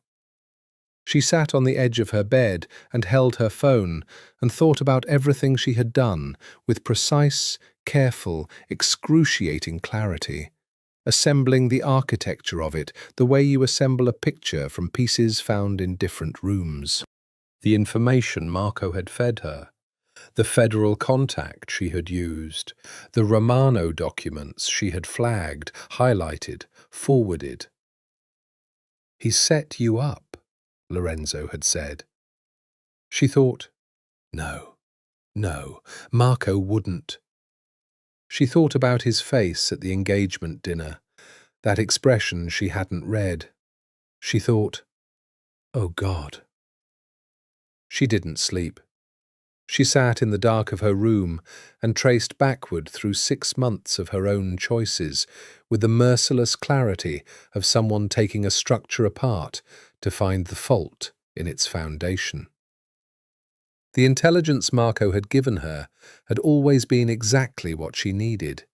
Too exact, too timely, too specifically calibrated to move her in particular directions. The federal contact she had developed independently at 18 months ago, around the time Marco had first begun hinting at Lorenzo's return. The way the information she'd forwarded had, piece by piece, been building not just a case, but a specific kind of case, the kind that would result in arrest, in detention, in the removal of Lorenzo Romano from the Chicago operation. Marco hadn't been manipulated by the Romano family. Marco had been building toward this. For how long? Since the engagement? Before? She pressed her hands against her face. She thought about Marco at the lake party 10 years ago, the way he'd looked at their father's lieutenants with a hunger she'd attributed to ambition and now, reread in light of everything, looked more like calculation. She thought about the years after, Marco's rise within the family structure, his particular interest in the intersection of legitimate and illegitimate business, his careful maintenance of relationships with men on both sides of the city's invisible divide. She had been the instrument. She had been, with all her intelligence and all her capability and all her fierce certainty about what she was doing and why, the perfect weapon in her brother's hand, because she had believed she was choosing to act. At 4 in the morning she got up. She went to the false bottom of her luggage and took out the steel case. She sat with it on her lap for a long time. Then she went to find Lorenzo. He was in his study. The light was on. He was at his desk with papers spread across it, and he looked up when she appeared in the doorway, and his face, which had been doing the controlled, working version, shifted immediately into something more complicated when he saw her. She looked, she imagined, terrible. She hadn't slept. She was still in yesterday's clothes. She was holding the steel case with both hands. She set the case on his desk. "Everything is in here," she said. "Every document I copied, every piece of financial data I flagged, every communication I sent, including the contact information for the federal intermediary." She held his gaze. "I want you to know what I did." He looked at the case. He looked at her. "Why?" he said, not accusatory, genuinely asking. "Because I thought you destroyed Marco's career," she said. "Because I was angry, and I thought I was getting justice, and I was—" Her voice did something she hadn't authorized. She steadied it. "I was being used."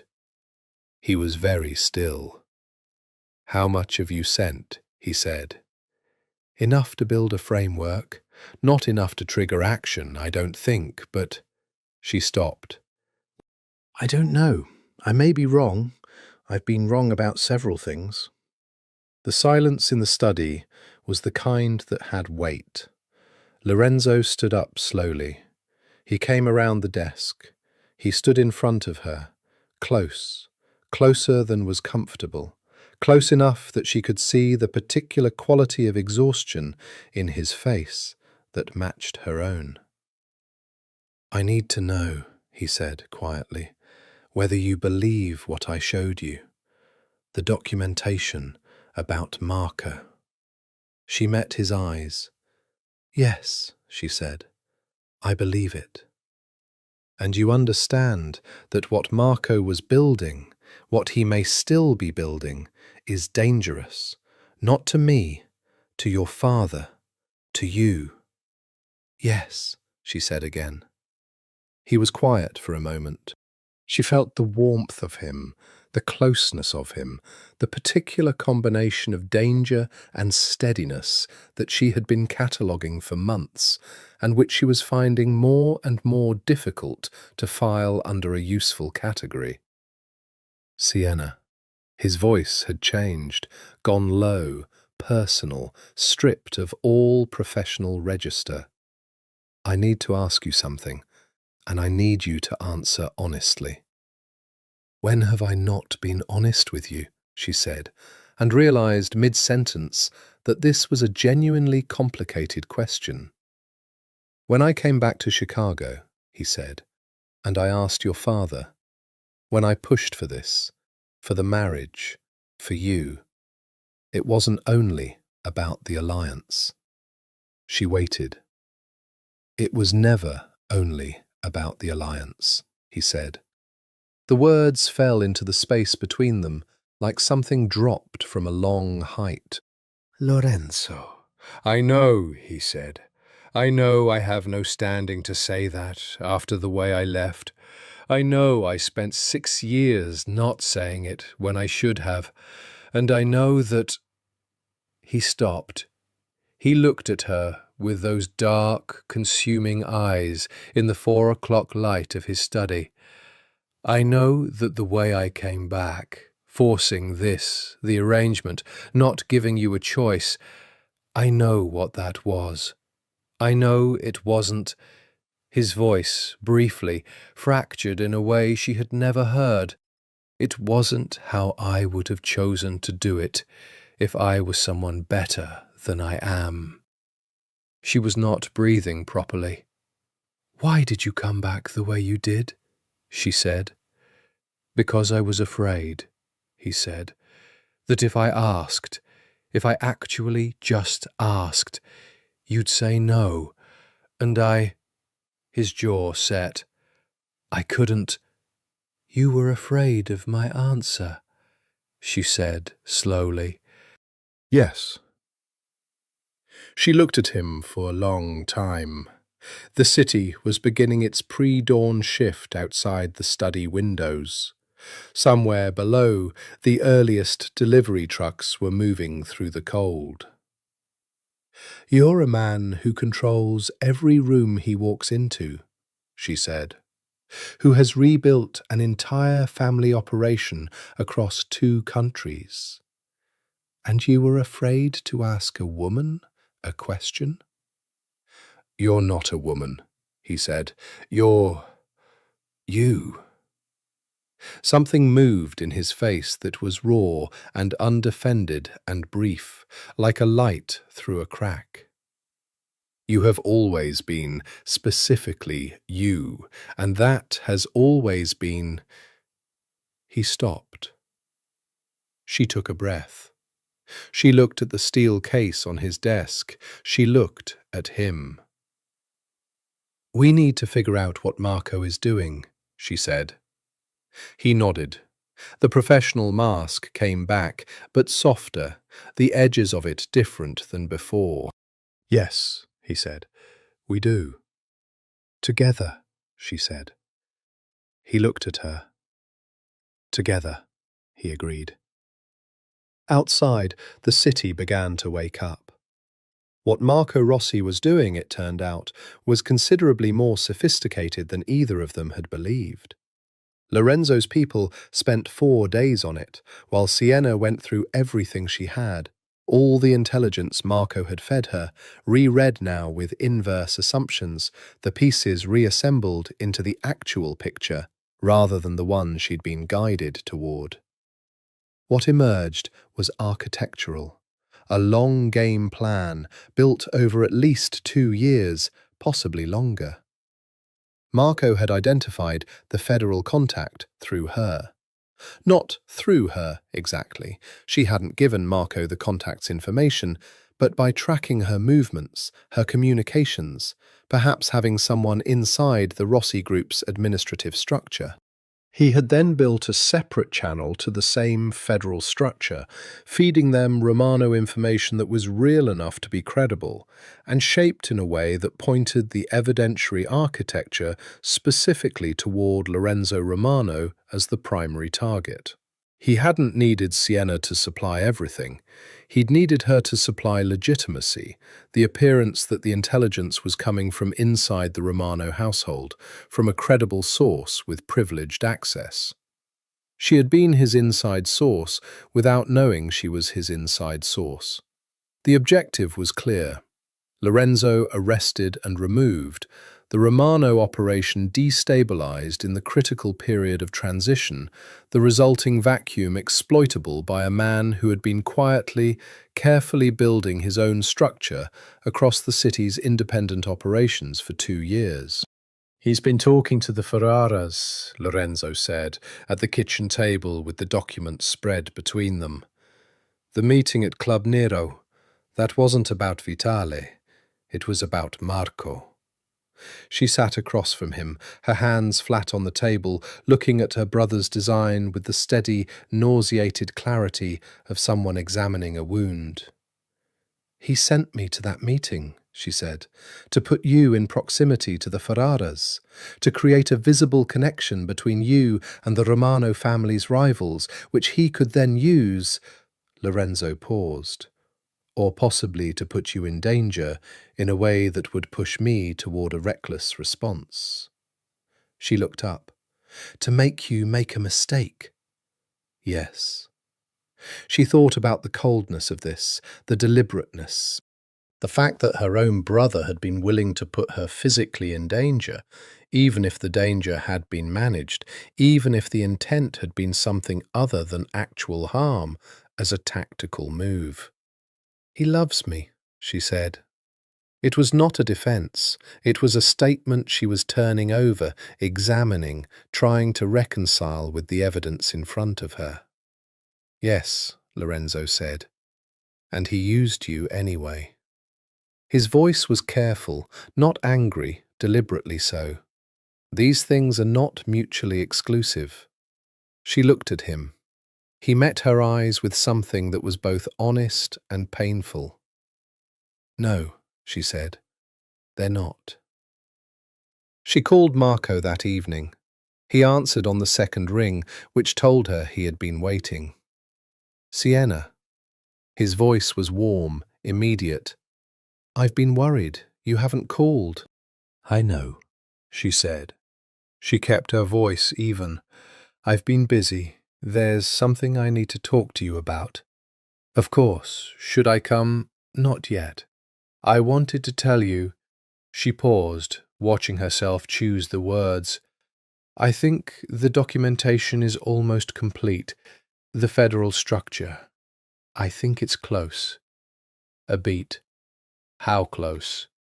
Another week, maybe 2. There are a few pieces I still need from inside the accounting structure. Lorenzo gave me expanded access last week. That's good. His voice had shifted slightly.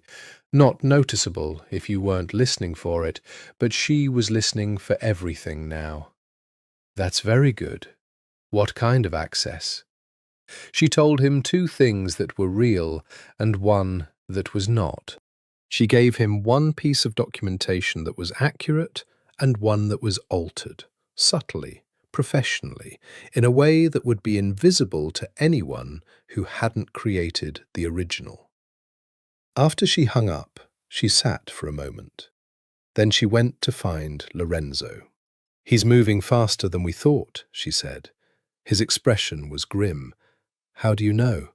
He asked the right questions too quickly. She sat down. He knows the operation is close to something. Whatever he's been feeding the federal contact, it's nearing a threshold. She paused. We need to control the timing. We need to... He stopped. He looked at her with an expression she was getting better at reading, the one that meant he was reassessing something. You're suggesting we let it go forward? I'm suggesting we control how it goes forward. She met his gaze. If we move on Marco now, it becomes a family war.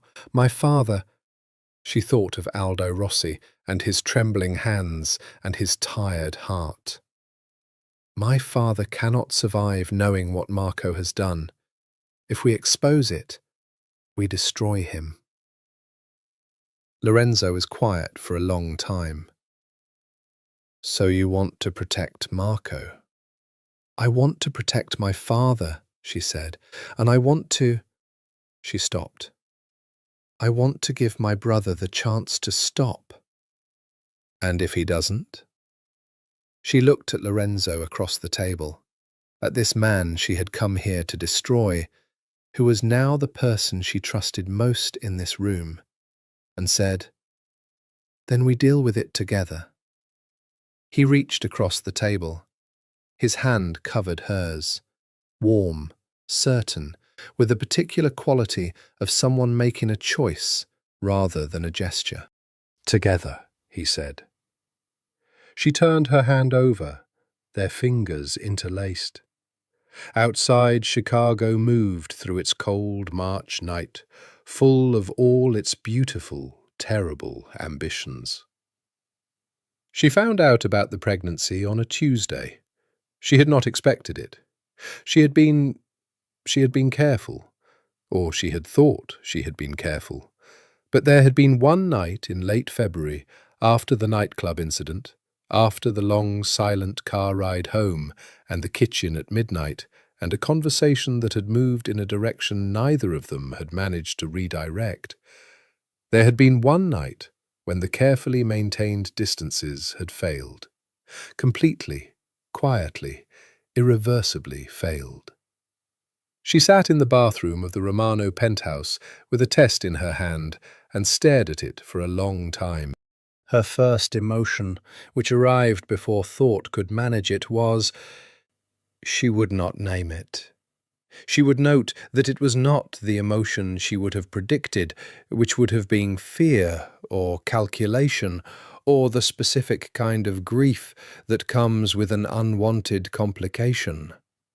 It was something warmer than any of those things, and she did not examine it carefully, because examining it carefully would have required her to understand things about the last 4 months that she was not yet prepared to understand.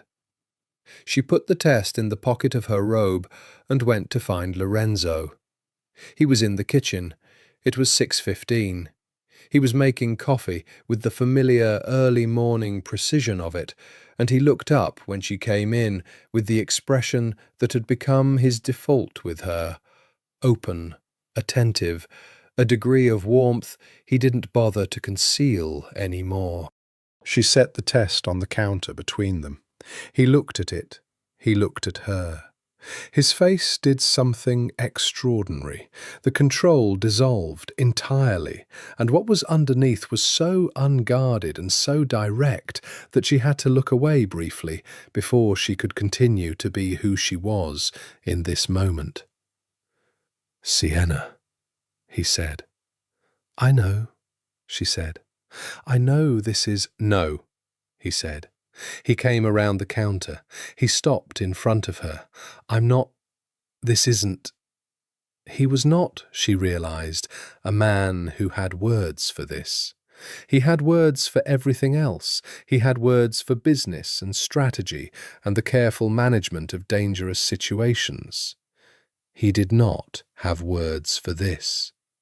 He cupped her face in both hands. His hands were warm. His eyes were. She looked at them now, met them properly, and what she saw there, undisguised and complete, was something that she had been refusing to name for months. "I'm not sorry," he said. "I want you to know that. However you feel about this, I need you to know that I'm not sorry." She closed her eyes briefly. She opened them. "Lorenzo." "I know," he said again. "I know everything is. I know we're in the middle of something terrible and complicated and—" He stopped. His thumbs moved very slightly against her cheekbones, and the tenderness of the gesture was so specific and so real that she felt it move through the entirety of her careful structure like water through stone. "I'm not sorry," he said again. "Neither am I," she said quietly. The words were out before she had decided to say them. They were true. That was the thing. They were simply, plainly, irrevocably true. He kissed her. Not urgently. Softly, with a care that was almost reverent, the kiss of a man who was trying to say something that went past the reach of language. She let him. She kissed him back.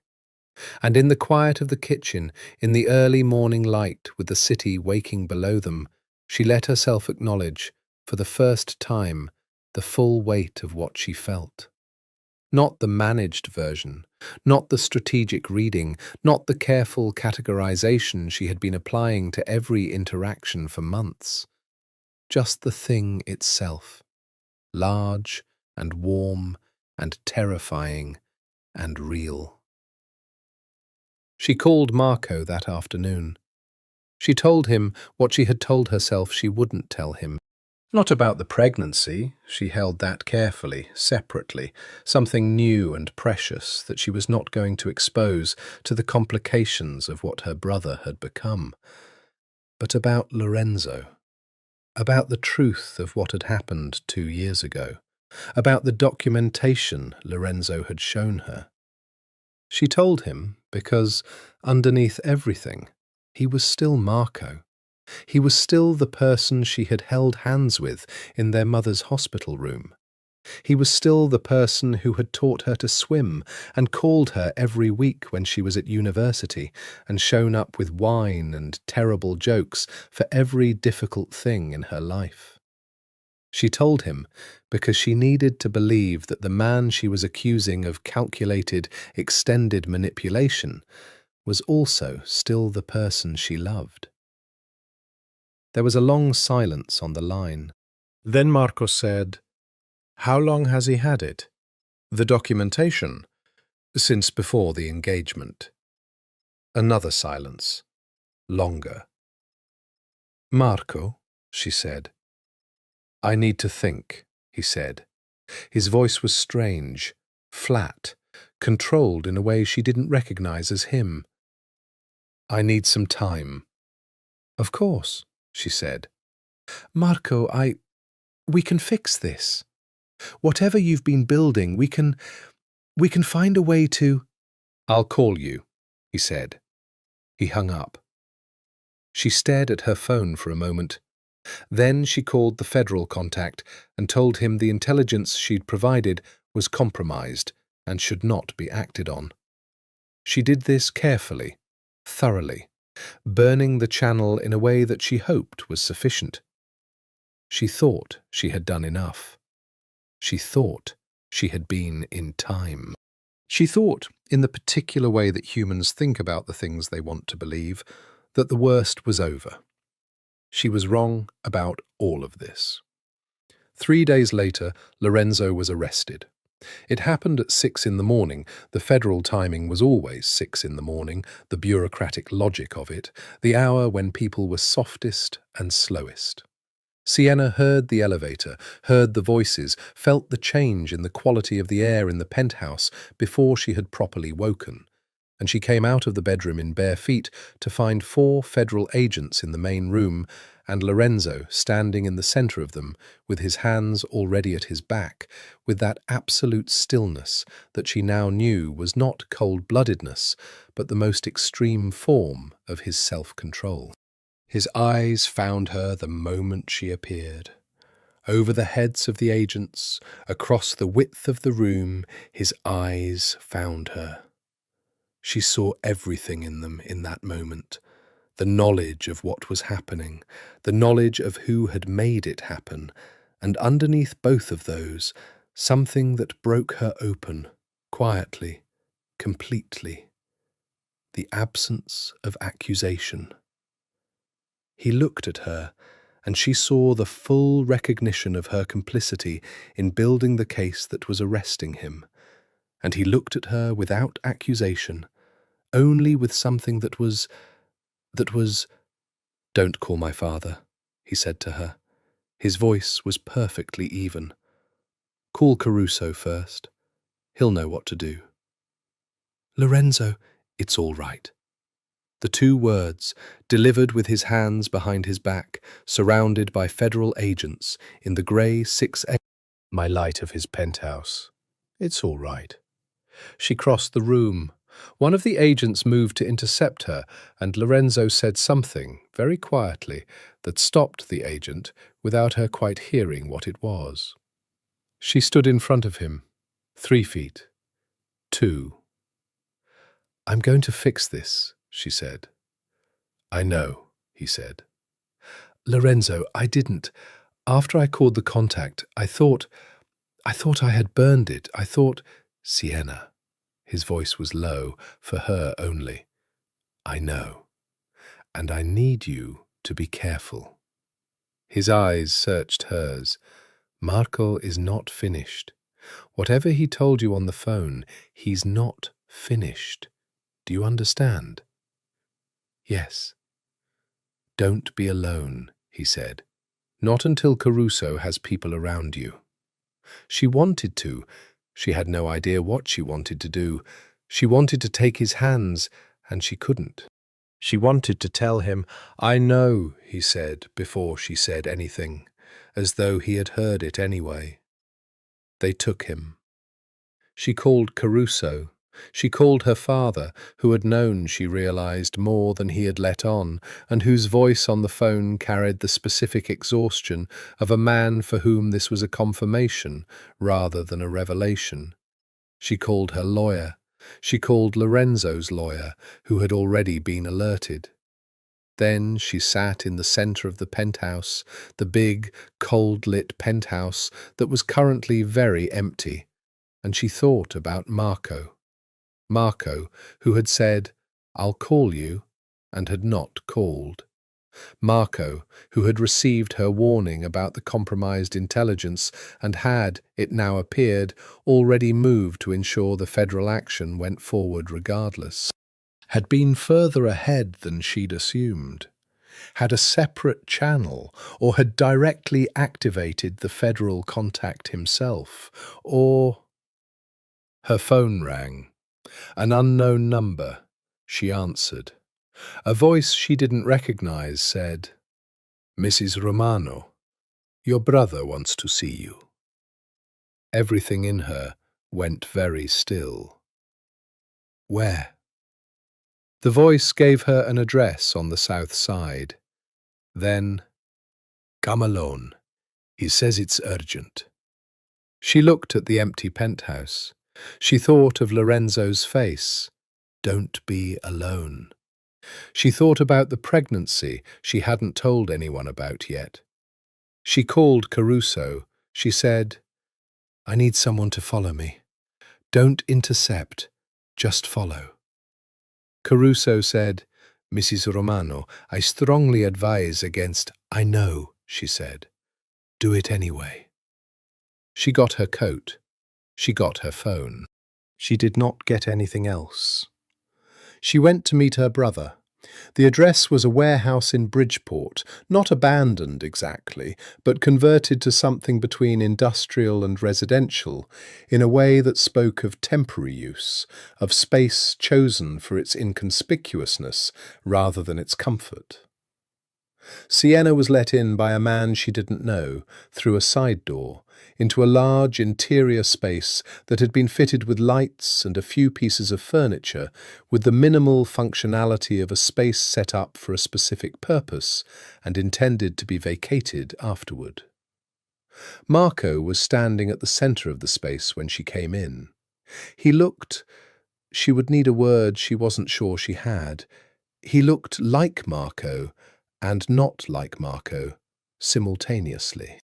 The same face she had known her whole life, the same dark eyes, the same jaw that echoed their father's. But the set of his shoulders, the quality of his stillness, the particular arrangement of his expression, these were new. Or not new. Perhaps they had always been present, and she had been reading past them, finding the brother she knew rather than the person he had become. "Sienna," he said. "Marco." She stopped. She looked around the space. 2 other men positioned near the exits. She noted this. "What is this?" "I needed to talk to you." His voice was careful, without anyone from the Romano operation around. "The men at the exits are for my security." She looked at him. "Why do you need security from me?" Something crossed his face, something she was beginning to be able to read, now that she was reading it properly. "I don't need security from you." "Then you're expecting someone else?" He was quiet for a moment, then, "I heard Lorenzo was arrested this morning." "Yes. That's—" He paused. "That's good." "Is it?" She watched his face. "Tell me something honestly, Marco. When did this start? Not 2 years ago, before that. When did you decide this was the direction you wanted to go?" He looked at her steadily. "When I understood that the Romano family's control of this city was the thing standing between me and what I deserved." "What you deserved," she repeated. "The Rossi family has been second for 30 years, he said. You know this. Papa knows this. The Romano operation controls the port, the South Side corridor, half the legitimate business structure in the city. The Rossi family supports it, enables it, provides alliance and legitimacy, and receives a fraction of what that's worth." Something in his face had shifted, opened up, passionate and hard at once. I built something, Sienna. Something real. While you were being given a seat at his table, I was building an alternative. By using me, she said, by using every tool available. His voice didn't waver. That's how this world works. You know that. You put me in that nightclub with Ferrara people. You were never in danger. You can't guarantee that. I know these men. You don't know them, Marco. You're allying with them because they want what you want. That's not the same thing. She took a step toward him. And the Ferraras have a reputation for the Ferraras are a means to an end, he said. Once the Romano operation is destabilized, once Lorenzo is in federal detention and the alliance is broken. And Papa, she said, where is Papa in this plan of yours? The man whose heart is already working harder than it should, who built this family's position over 40 years of Papa is tired, Marco said. His voice softened, genuinely, and this was what was worst about it. He still loved their father. He was still Marco. Papa is tired, and he needs to rest, and someone else needs to lead, she finished. You mean you? He looked at her. Yes. The single syllable landed in the space between them. Marco, she said, I'm pregnant. She had not planned to say this. The words came from somewhere below planning, from the instinct that said, give him something real, something human, something that will reach the brother underneath the architect. He stared at her. Something moved through his face, shock, and then something more complicated, something that flickered between the cold strategic and the genuinely human, and seemed for a moment unable to settle. Lorenzo's, he said. Of course, Lorenzo's. He turned away. He walked to the window, dirty glass, industrial light, and stood there with his back to her. She watched the set of his shoulders, the way his hands had closed into fists. This doesn't change anything, he said. His voice was lower now. Marco, it doesn't change the structure of it. But his voice was not steady. The Romano operation has to, if you've already activated whatever you've been building, she said carefully, if there are people moving tonight, people who believe Lorenzo is in custody and the operation is open, you need to call them off. Marco, she kept her voice even, measured, the tone she used when something was very urgent and very fragile. People will die. He was still facing the window. People always die in this world, he said, but his voice had fractured slightly, and she heard it. Not our people, she said, not tonight, not because of something that started as, Marco, you're my brother. I love you, but I need you to look at me and tell me you can stop this. He turned. His face was complicated, torn, the most genuinely human she had seen him in months, maybe years. He opened his mouth. The door behind her opened. Two of the Ferrara men came through the door, and the quality of the room changed the moment they crossed the threshold. Shifted from a fraught family confrontation into something with harder edges and colder geometry. Sienna assessed the situation in approximately 3 seconds. 2 men at the entrance she'd come through, 2 more at the far exit, the 2 new arrivals flanking the door behind her. Marco at the window, very still. 6-1, with herself as the one, and Caruso's tail somewhere outside, who had either been neutralized or was waiting for her signal. What is this? She said. Her voice was calm. She addressed the question to Marco. He was not looking at her. He was looking at the man who had come in with the Ferrara people, a slim, dark man she recognized after a moment as Dante Ferrara, the nephew, 29 and hungry, and not as stupid as his uncle. "Marco," she said, "what is this?" "Precaution," said Dante Ferrara pleasantly. He had a northern accent and the kind of face that looked approachable right up until it didn't. "We've been very patient with the Romano situation, Mrs. Romano, very accommodating. And now that the primary obstacle is—" He paused with the actor's instinct for the right beat. "Occupied, we feel it's time to have a proper discussion about the shape of the new arrangement." "I'm not part of any arrangement," she said. "You are, as it happens, quite central to it, actually." He looked at her with the disinterested assessment of someone appraising an asset. "The Romano heir's wife, pregnant with his child." He held up a hand at her expression. "Yes, we know. Marco told us. A Romano heir. That's significant leverage." She looked at Marco. Marco's face was wrong. The fracture she had seen, the human flinch at the word pregnant, had been covered over with something harder, something she recognized as the look of a man who has committed to a direction and cannot afford to acknowledge regret. "You told them," she said. He didn't answer.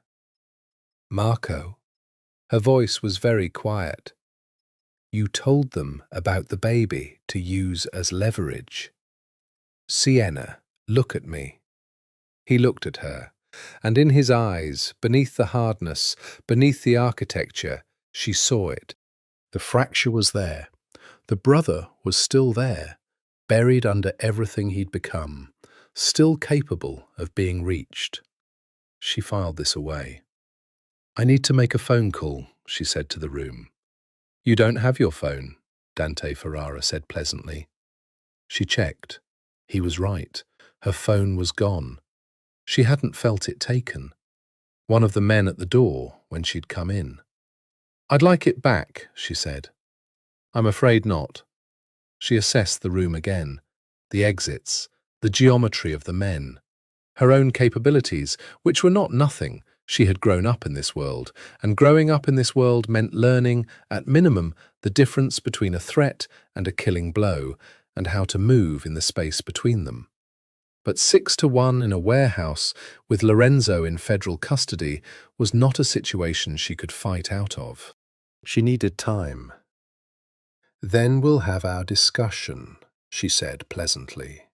She moved to a chair and sat in it with the ease of someone entirely comfortable with the situation. "Tell me about the shape of this new arrangement." Dante Ferrara looked faintly surprised.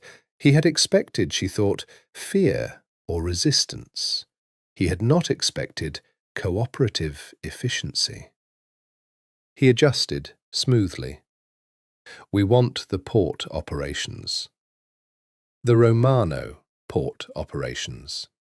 "Yes." "They're not mine to give." "Not yet," he said, "but with Romano in custody, with you in, let's say, our care, the family will be more willing to discuss terms." "You're planning to ransom me?" She said this conversationally. "I prefer leverage." "I understand the distinction you're drawing." She looked at Marco. "And you're fine with this?" Marco said nothing. "Marco," she held his gaze, "you brought me here.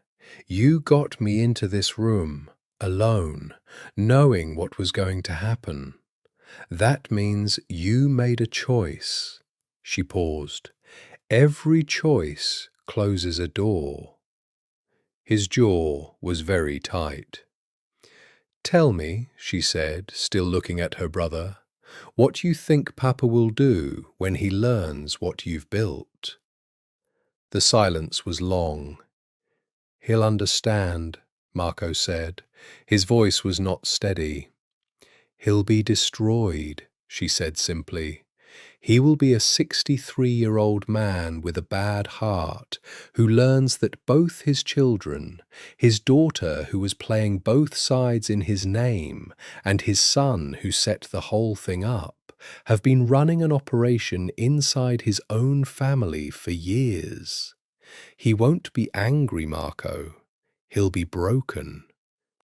And you know that." Marco looked away. "Are we going to discuss the port operations?" Dante Ferrara said, with a trace of impatience now. "Or are we going to continue the family therapy session?" Sienna turned her attention to him. She was calculating something. She had been calculating since the moment she'd sat down, and what she was calculating was time. How long it would take Caruso's tale to determine she was inside and not coming out. How long before the Romano operation, leaderless for, she checked her watch, it had been 5 hours since the arrest, 5 hours, would find someone capable of moving. She needed 40 minutes, maybe less. She needed to buy herself 40 minutes. She began talking about the port operations. Federal custody in Lorenzo Romano's experience, and he had been carefully adjacent to federal operations his entire adult life without ever being inside one, was a precise, bureaucratic, oddly human kind of containment. The agents were professional, not unkind. The room was clean. The lawyer arrived within the hour.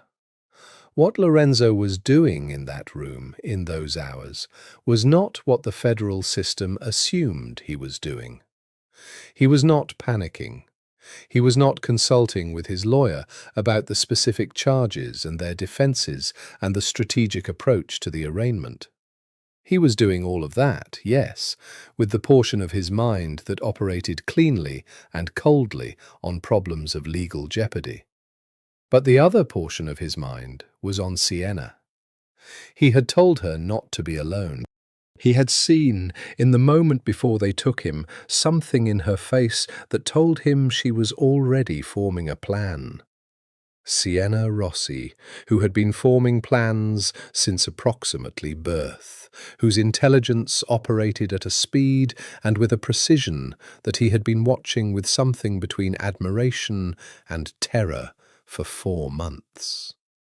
He had told her not to be alone because he knew her, because he knew that whatever she was planning, she would do it with the same decisive, unprotected directness she brought to everything. He had not told her about the tracker.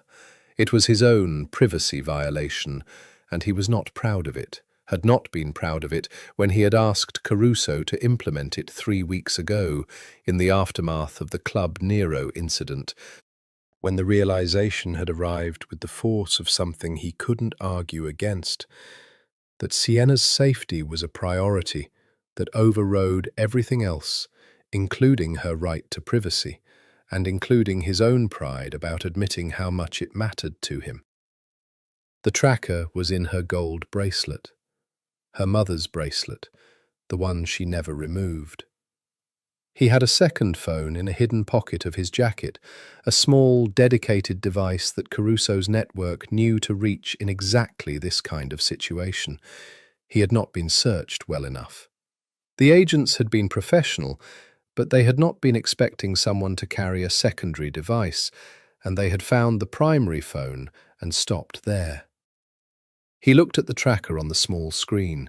She was in Bridgeport. He was on his feet. "I need to step out." His lawyer looked up. "Lorenzo, you can't watch me," he said. What followed was not elegant. Lorenzo Romano had always been more elegant than this, had always operated at a remove from the physical, had always had the operational resources to ensure that brute force was a last resort rather than a first one. What followed was a man alone, moving with the focused velocity of someone who had discarded every other consideration.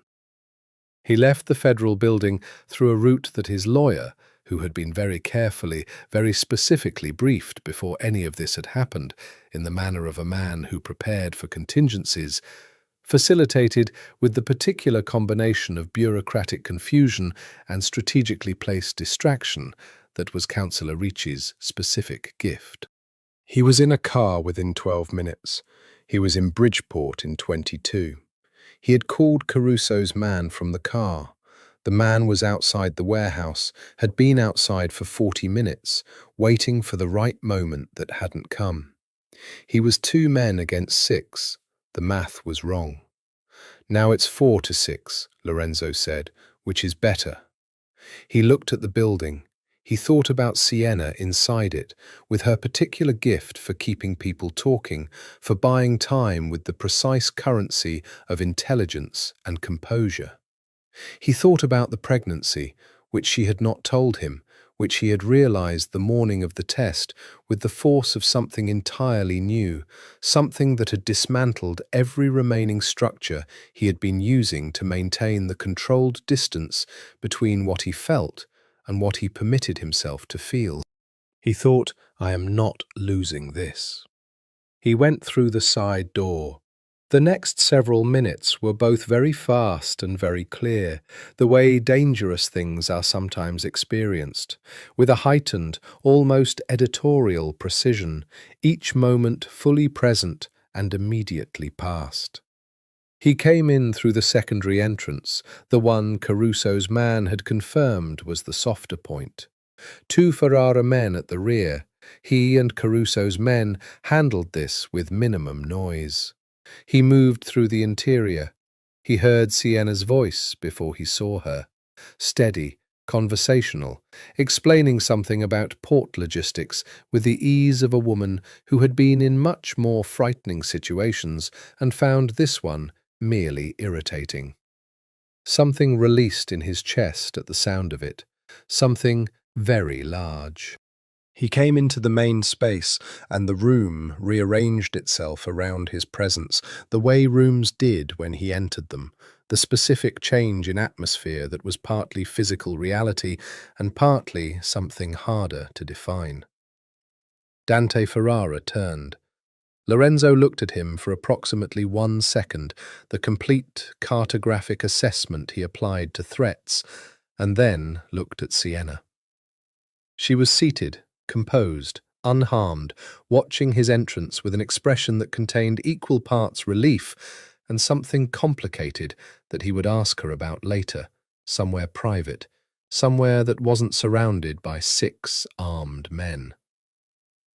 You're supposed to be in federal custody, Dante Ferrara said. I left, Lorenzo said. Marco was at the window. Lorenzo looked at him. Marco looked back, and what passed between them was not a threat, not an ultimatum, something quieter. The look of 2 men who had been circling the same center of gravity and had finally arrived at a moment of direct reckoning. Marco, Lorenzo said. Marco closed his eyes for 1 moment. Let her go, he said. Dante Ferrara said, Marco. Let her go, Marco said again. His voice was different. Something had broken through the surface of it. She's not. He looked at his sister across the space, and what Sienna saw in his face, what she would remember later with the complicated clarity of a person reading someone they love through a terrible new lens, was not the architect, not the operator, not the man who had built a careful structure of manipulation around his family, but the brother, just the brother, raw and ashamed and too late. Let her go. What happened next was not clean, because these things are never clean, but it was relatively swift. Lorenzo had been shot once before, at 26, in Naples, a situation that had nothing to do with anything that mattered to this story, except that it had given him a specific, precise knowledge of the experience, the sound before the sensation, the odd calm, the body's immediate organizational response to damage. He was shot again in the Bridgeport warehouse when the situation's resolution was proceeding more cleanly than it had any right to, which was the moment at which these things traditionally went wrong. It was one of the Ferrara men, not Dante, who had made the pragmatic calculation of a man who understood when a position was lost and had moved with relative grace toward de-escalation. But one of the others, the ones positioned near the exits, the ones who had been waiting in the tense air of the situation and who had not, perhaps, been given clear enough instruction about when and whether. The shot was not accurate. It found Lorenzo's left shoulder, rather than anything more immediately threatening, but the impact was sufficient, and the blood was immediate, and the effect on the room was, as these things always were, profoundly reorganizing. Sienna was on her feet before the sound had finished echoing. Later, she would not be able to account precisely for what she did in the seconds immediately following, would find, when she tried to reconstruct it, that the logical sequence of her thought had simply stopped and something else had taken over. Something that operated below language and logic and the careful strategic architecture she had built her life on. She crossed the space. She was beside him before he had fully registered what had happened to him, her hands already at his shoulder, already applying pressure with the precise efficiency of someone who had been taught basic wound management at 15 by a security consultant who had known the Rossi family's daughter lived in a world where this was a relevant skill. "I'm all right," Lorenzo said.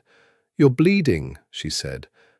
"Those two things aren't mutually exclusive." She looked up at him.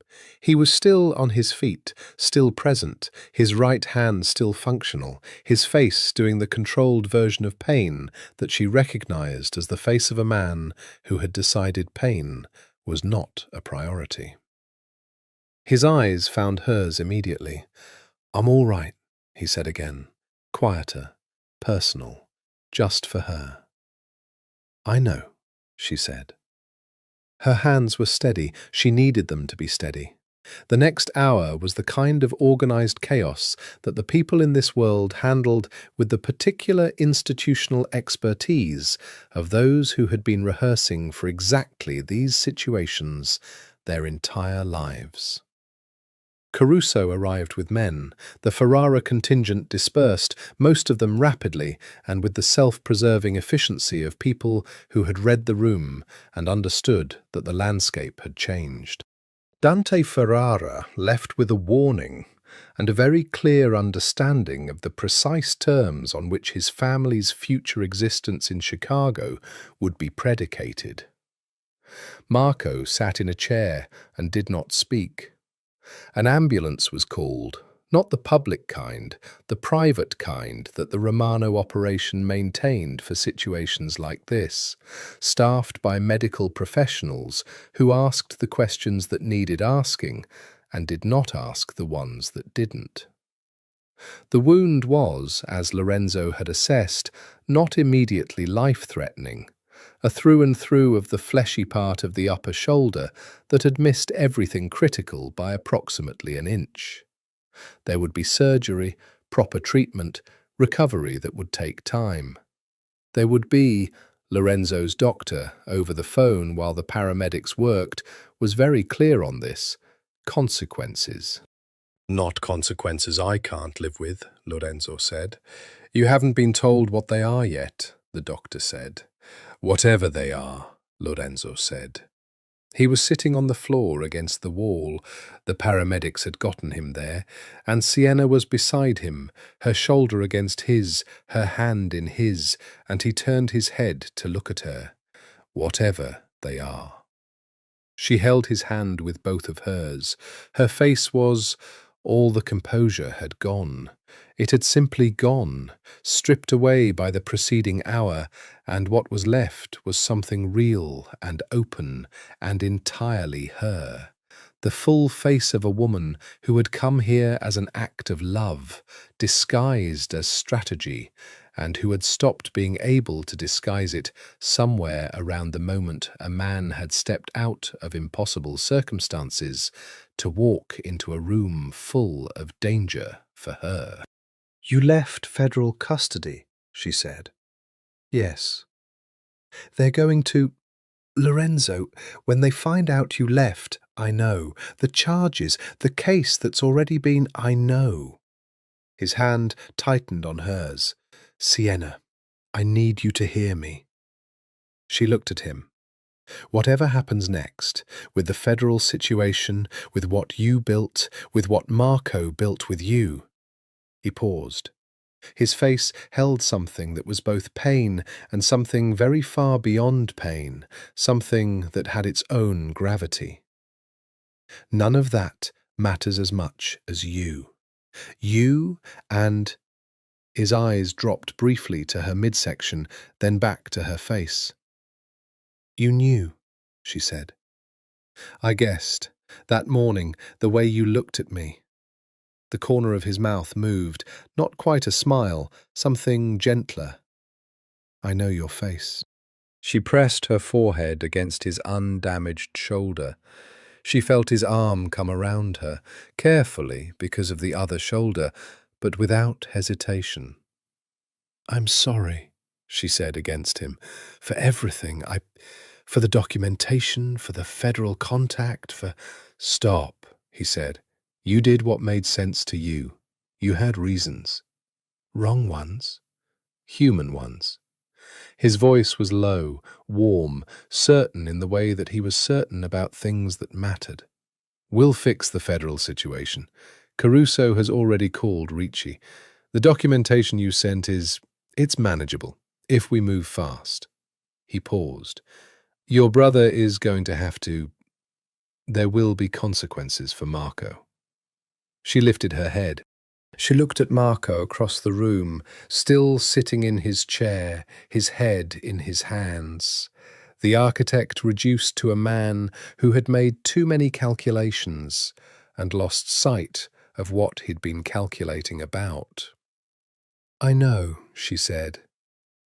"But he's your brother," Lorenzo said, "and he's going to be this child's uncle." He said it so simply, this child's uncle, as though the future were already decided, already real, already something he was building toward, rather than something he was hoping for. She looked at him. She put her free hand against his jaw.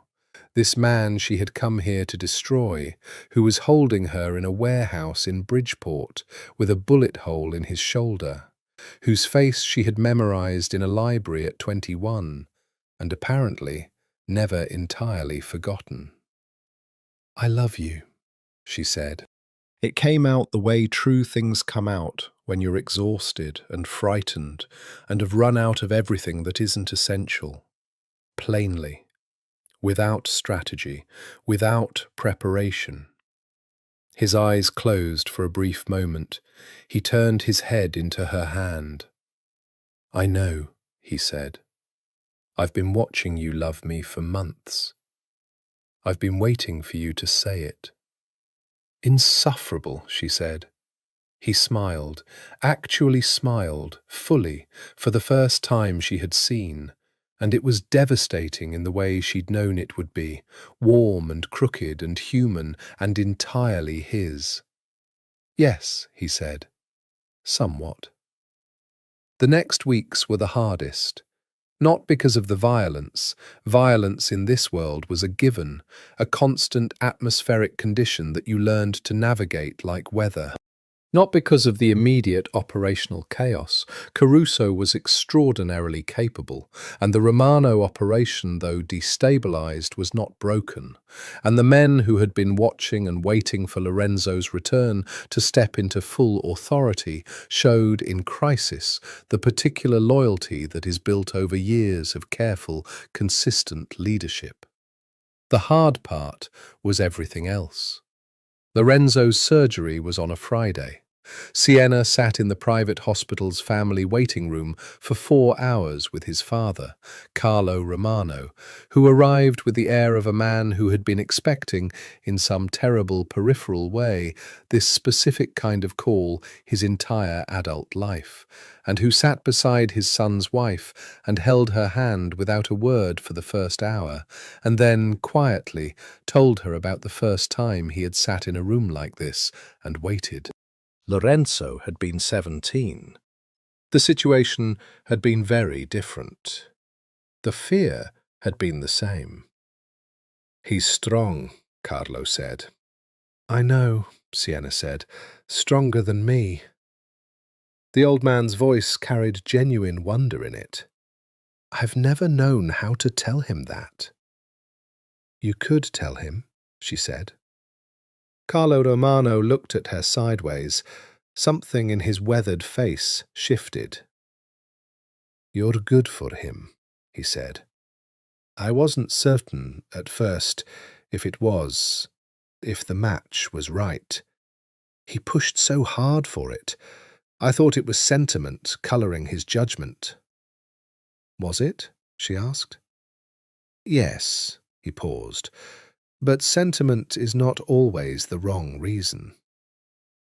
Lorenzo came home on a Monday with his arm in a sling and a surgeon's list of restrictions that he immediately began negotiating against, with the particular patient, strategic obstinacy of a man for whom the word restriction was a challenge rather than an instruction.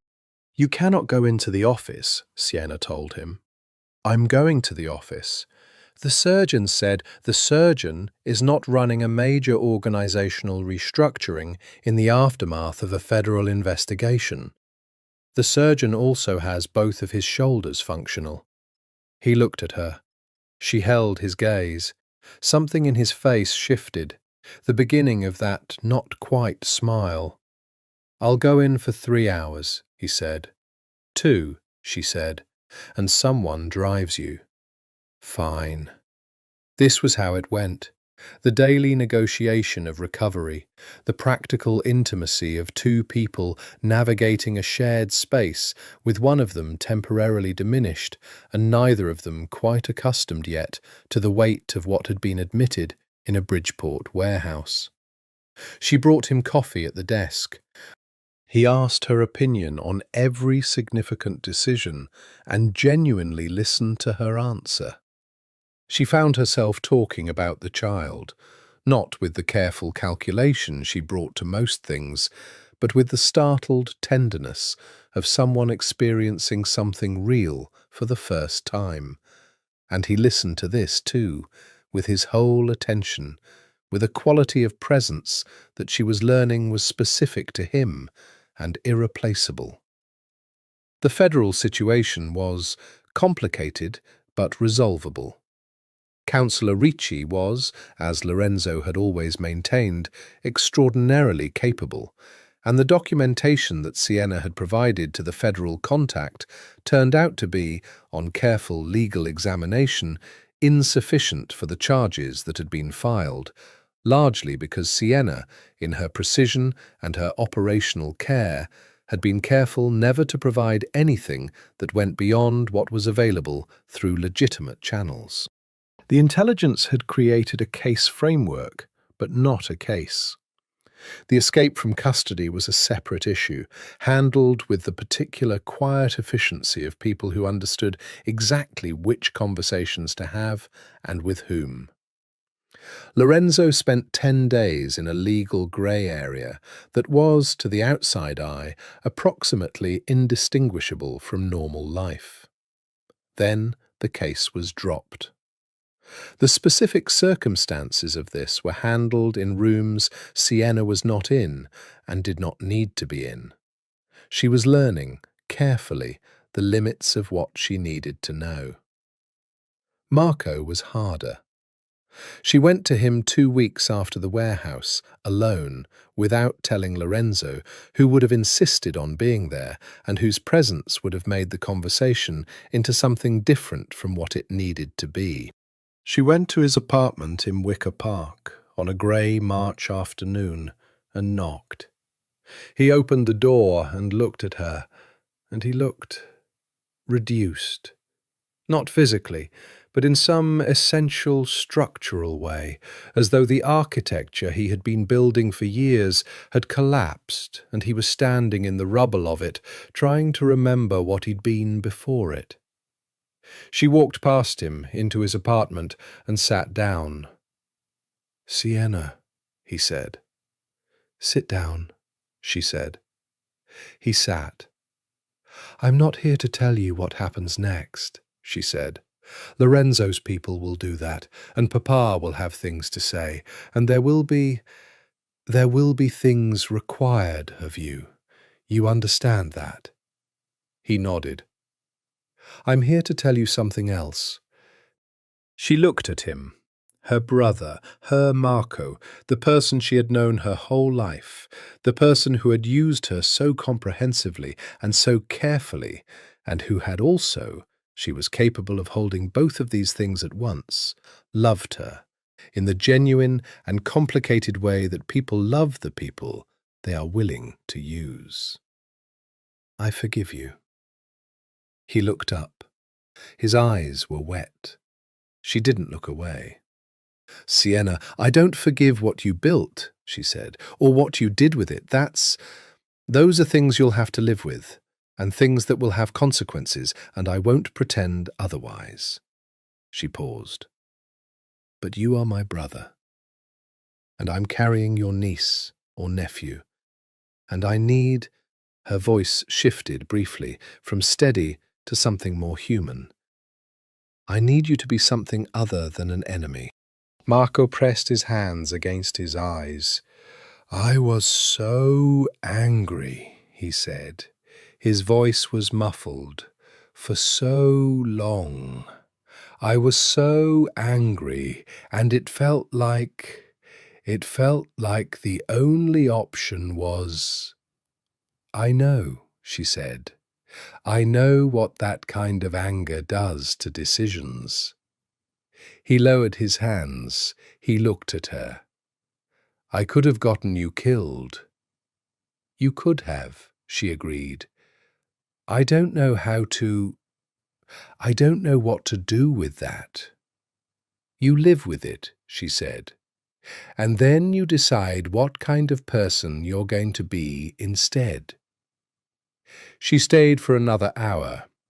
They talked about their father, who had been told quietly a carefully edited version, and who had been silent for 3 days before calling them both and saying, in the voice of a very tired man who had decided to choose his family over his grief, "I don't want to know any more.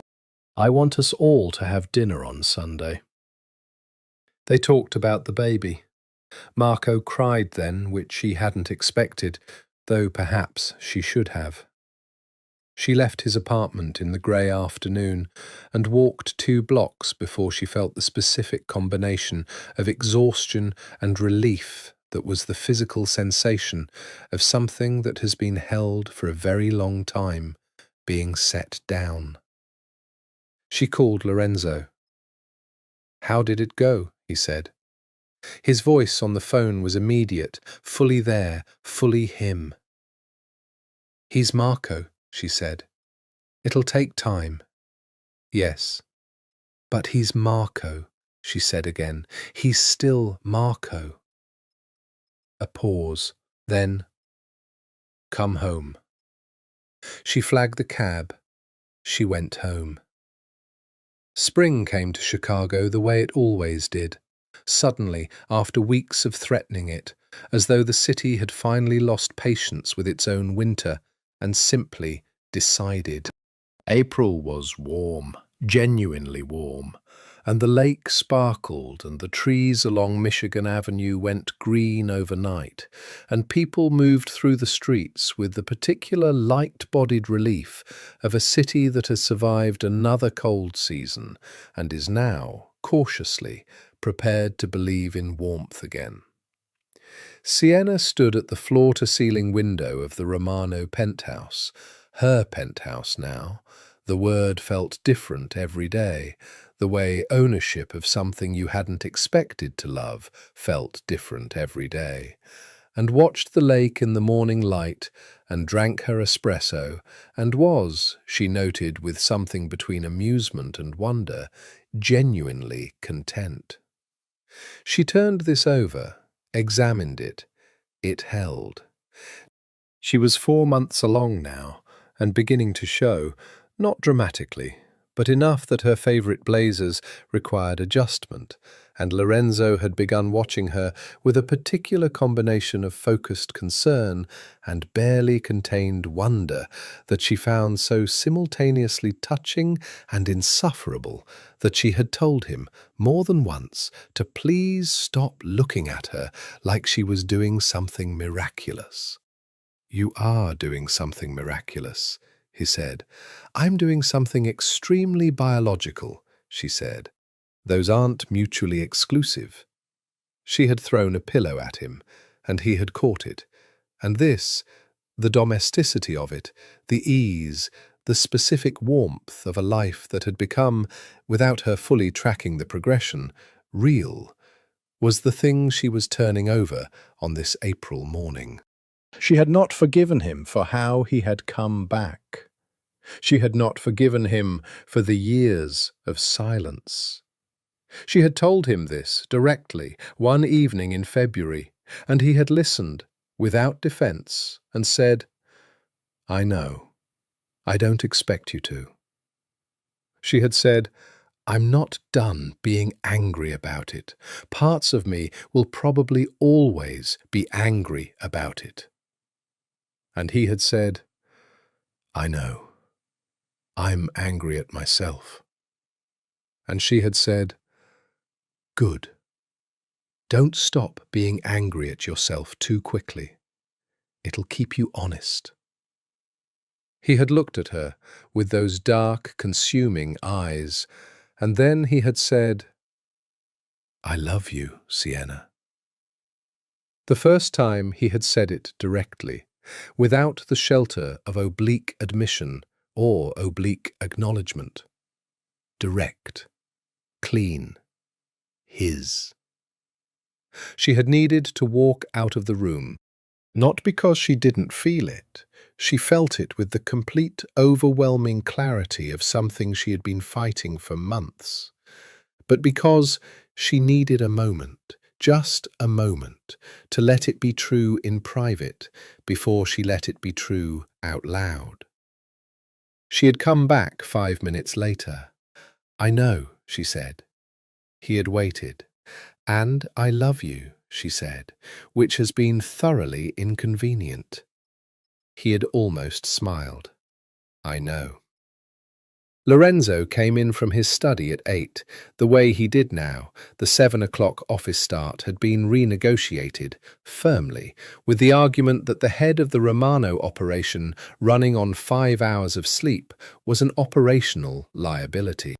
He appeared in the kitchen doorway in a dark shirt and looked at her with his standard morning-specific expression, which was softer than the rest of the day, and which she had privately decided was one of her favourite things in the world, though she had not told him this because she was rationing her admissions. "You're watching the lake again," he said. "It's a very good lake." He came to stand beside her, close, their shoulders touching. He looked at the lake. The April light came through the glass and lay warm across both of them. "Caruso wants to brief us on the Ferrara situation," he said. "The new agreement." "I know. I have notes." "Of course you have notes." The not quite smile. "Also," he paused, "my father wants to have dinner on Sunday with the Rossi family. All of us. All of us. He glanced at her, including Marco. She thought about Marco, who was in the process of a very long, very complex reckoning with the consequences of what he'd built. A reckoning that involved both Caruso's people and their father's particular brand of patient, grief-laden authority, and which was going to take years. Who had called her last week to ask what names she was considering, and had listened to her answer with a quality of attention that was different, quieter, more careful. The attention of a man who has been broken down to something more fundamental and is trying to figure out from those materials what to rebuild. "Sunday is fine," she said. Lorenzo nodded. He was quiet for a moment. The good kind of quiet, the kind she had learned to read as contentment rather than the working through a problem silence that was his other version. "I want to show you something," he said.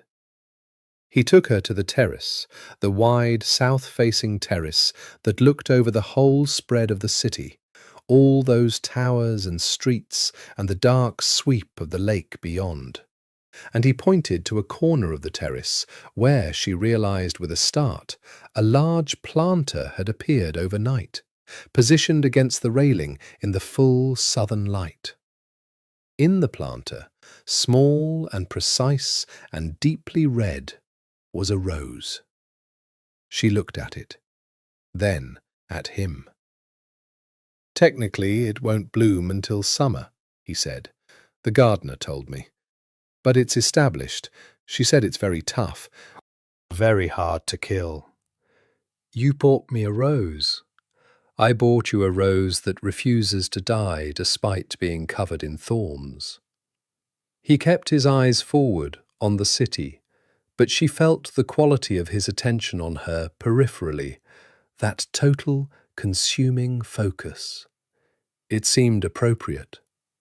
She looked at the rose, small, deep red, with the particular fierce specificity of something very alive. She thought about 21 years old and a dock at the edge of Lake Michigan and the warm, impossible certainty of a person beside her who felt like the right country to be in. She thought about the steel case and the federal documents and the careful architecture of her revenge and the moment she had looked at a test result in a bathroom and felt something entirely other than what she had expected. She thought about a Bridgeport warehouse and a man with a bullet wound saying, "It's all right," and meaning it. She thought about the thorned rose, how it grew in difficulty, in stony ground, in harsh light, producing something beautiful precisely because it had survived the conditions it grew in. "Lorenzo," she said. "Tell me something you haven't told me yet." He was quiet for a moment. Then, looking at the city, he said, "When I was in Naples, those 6 years, there wasn't a week I didn't think about you. Not one. I was 24 and 25 and 26, and I was building something I thought would make me worthy of—" He stopped. "I told myself I needed to be enough before I came back. I told myself I had to earn it first. And then you came back and you forced the marriage," she said. Not as a recrimination, just as a fact she was noting. "And then I came back and I was terrified," he said, "and I did it badly, because I was afraid of a different kind of earning, the kind that requires actually being seen by someone who might say no." She turned to look at him. The April light was warm on his face, the scar through his eyebrow, the jaw she had memorized in several different registers of emotion. He turned to look at her. "You should have asked," she said. "Yes," he said. I know that now. If you'd asked, she considered, I might have said no. I was very angry at you. I know. But I also— She paused, looked at the rose, then at him. I had never stopped, whatever it was at 21. I buried it very well, but I'd never stopped. She met his eyes.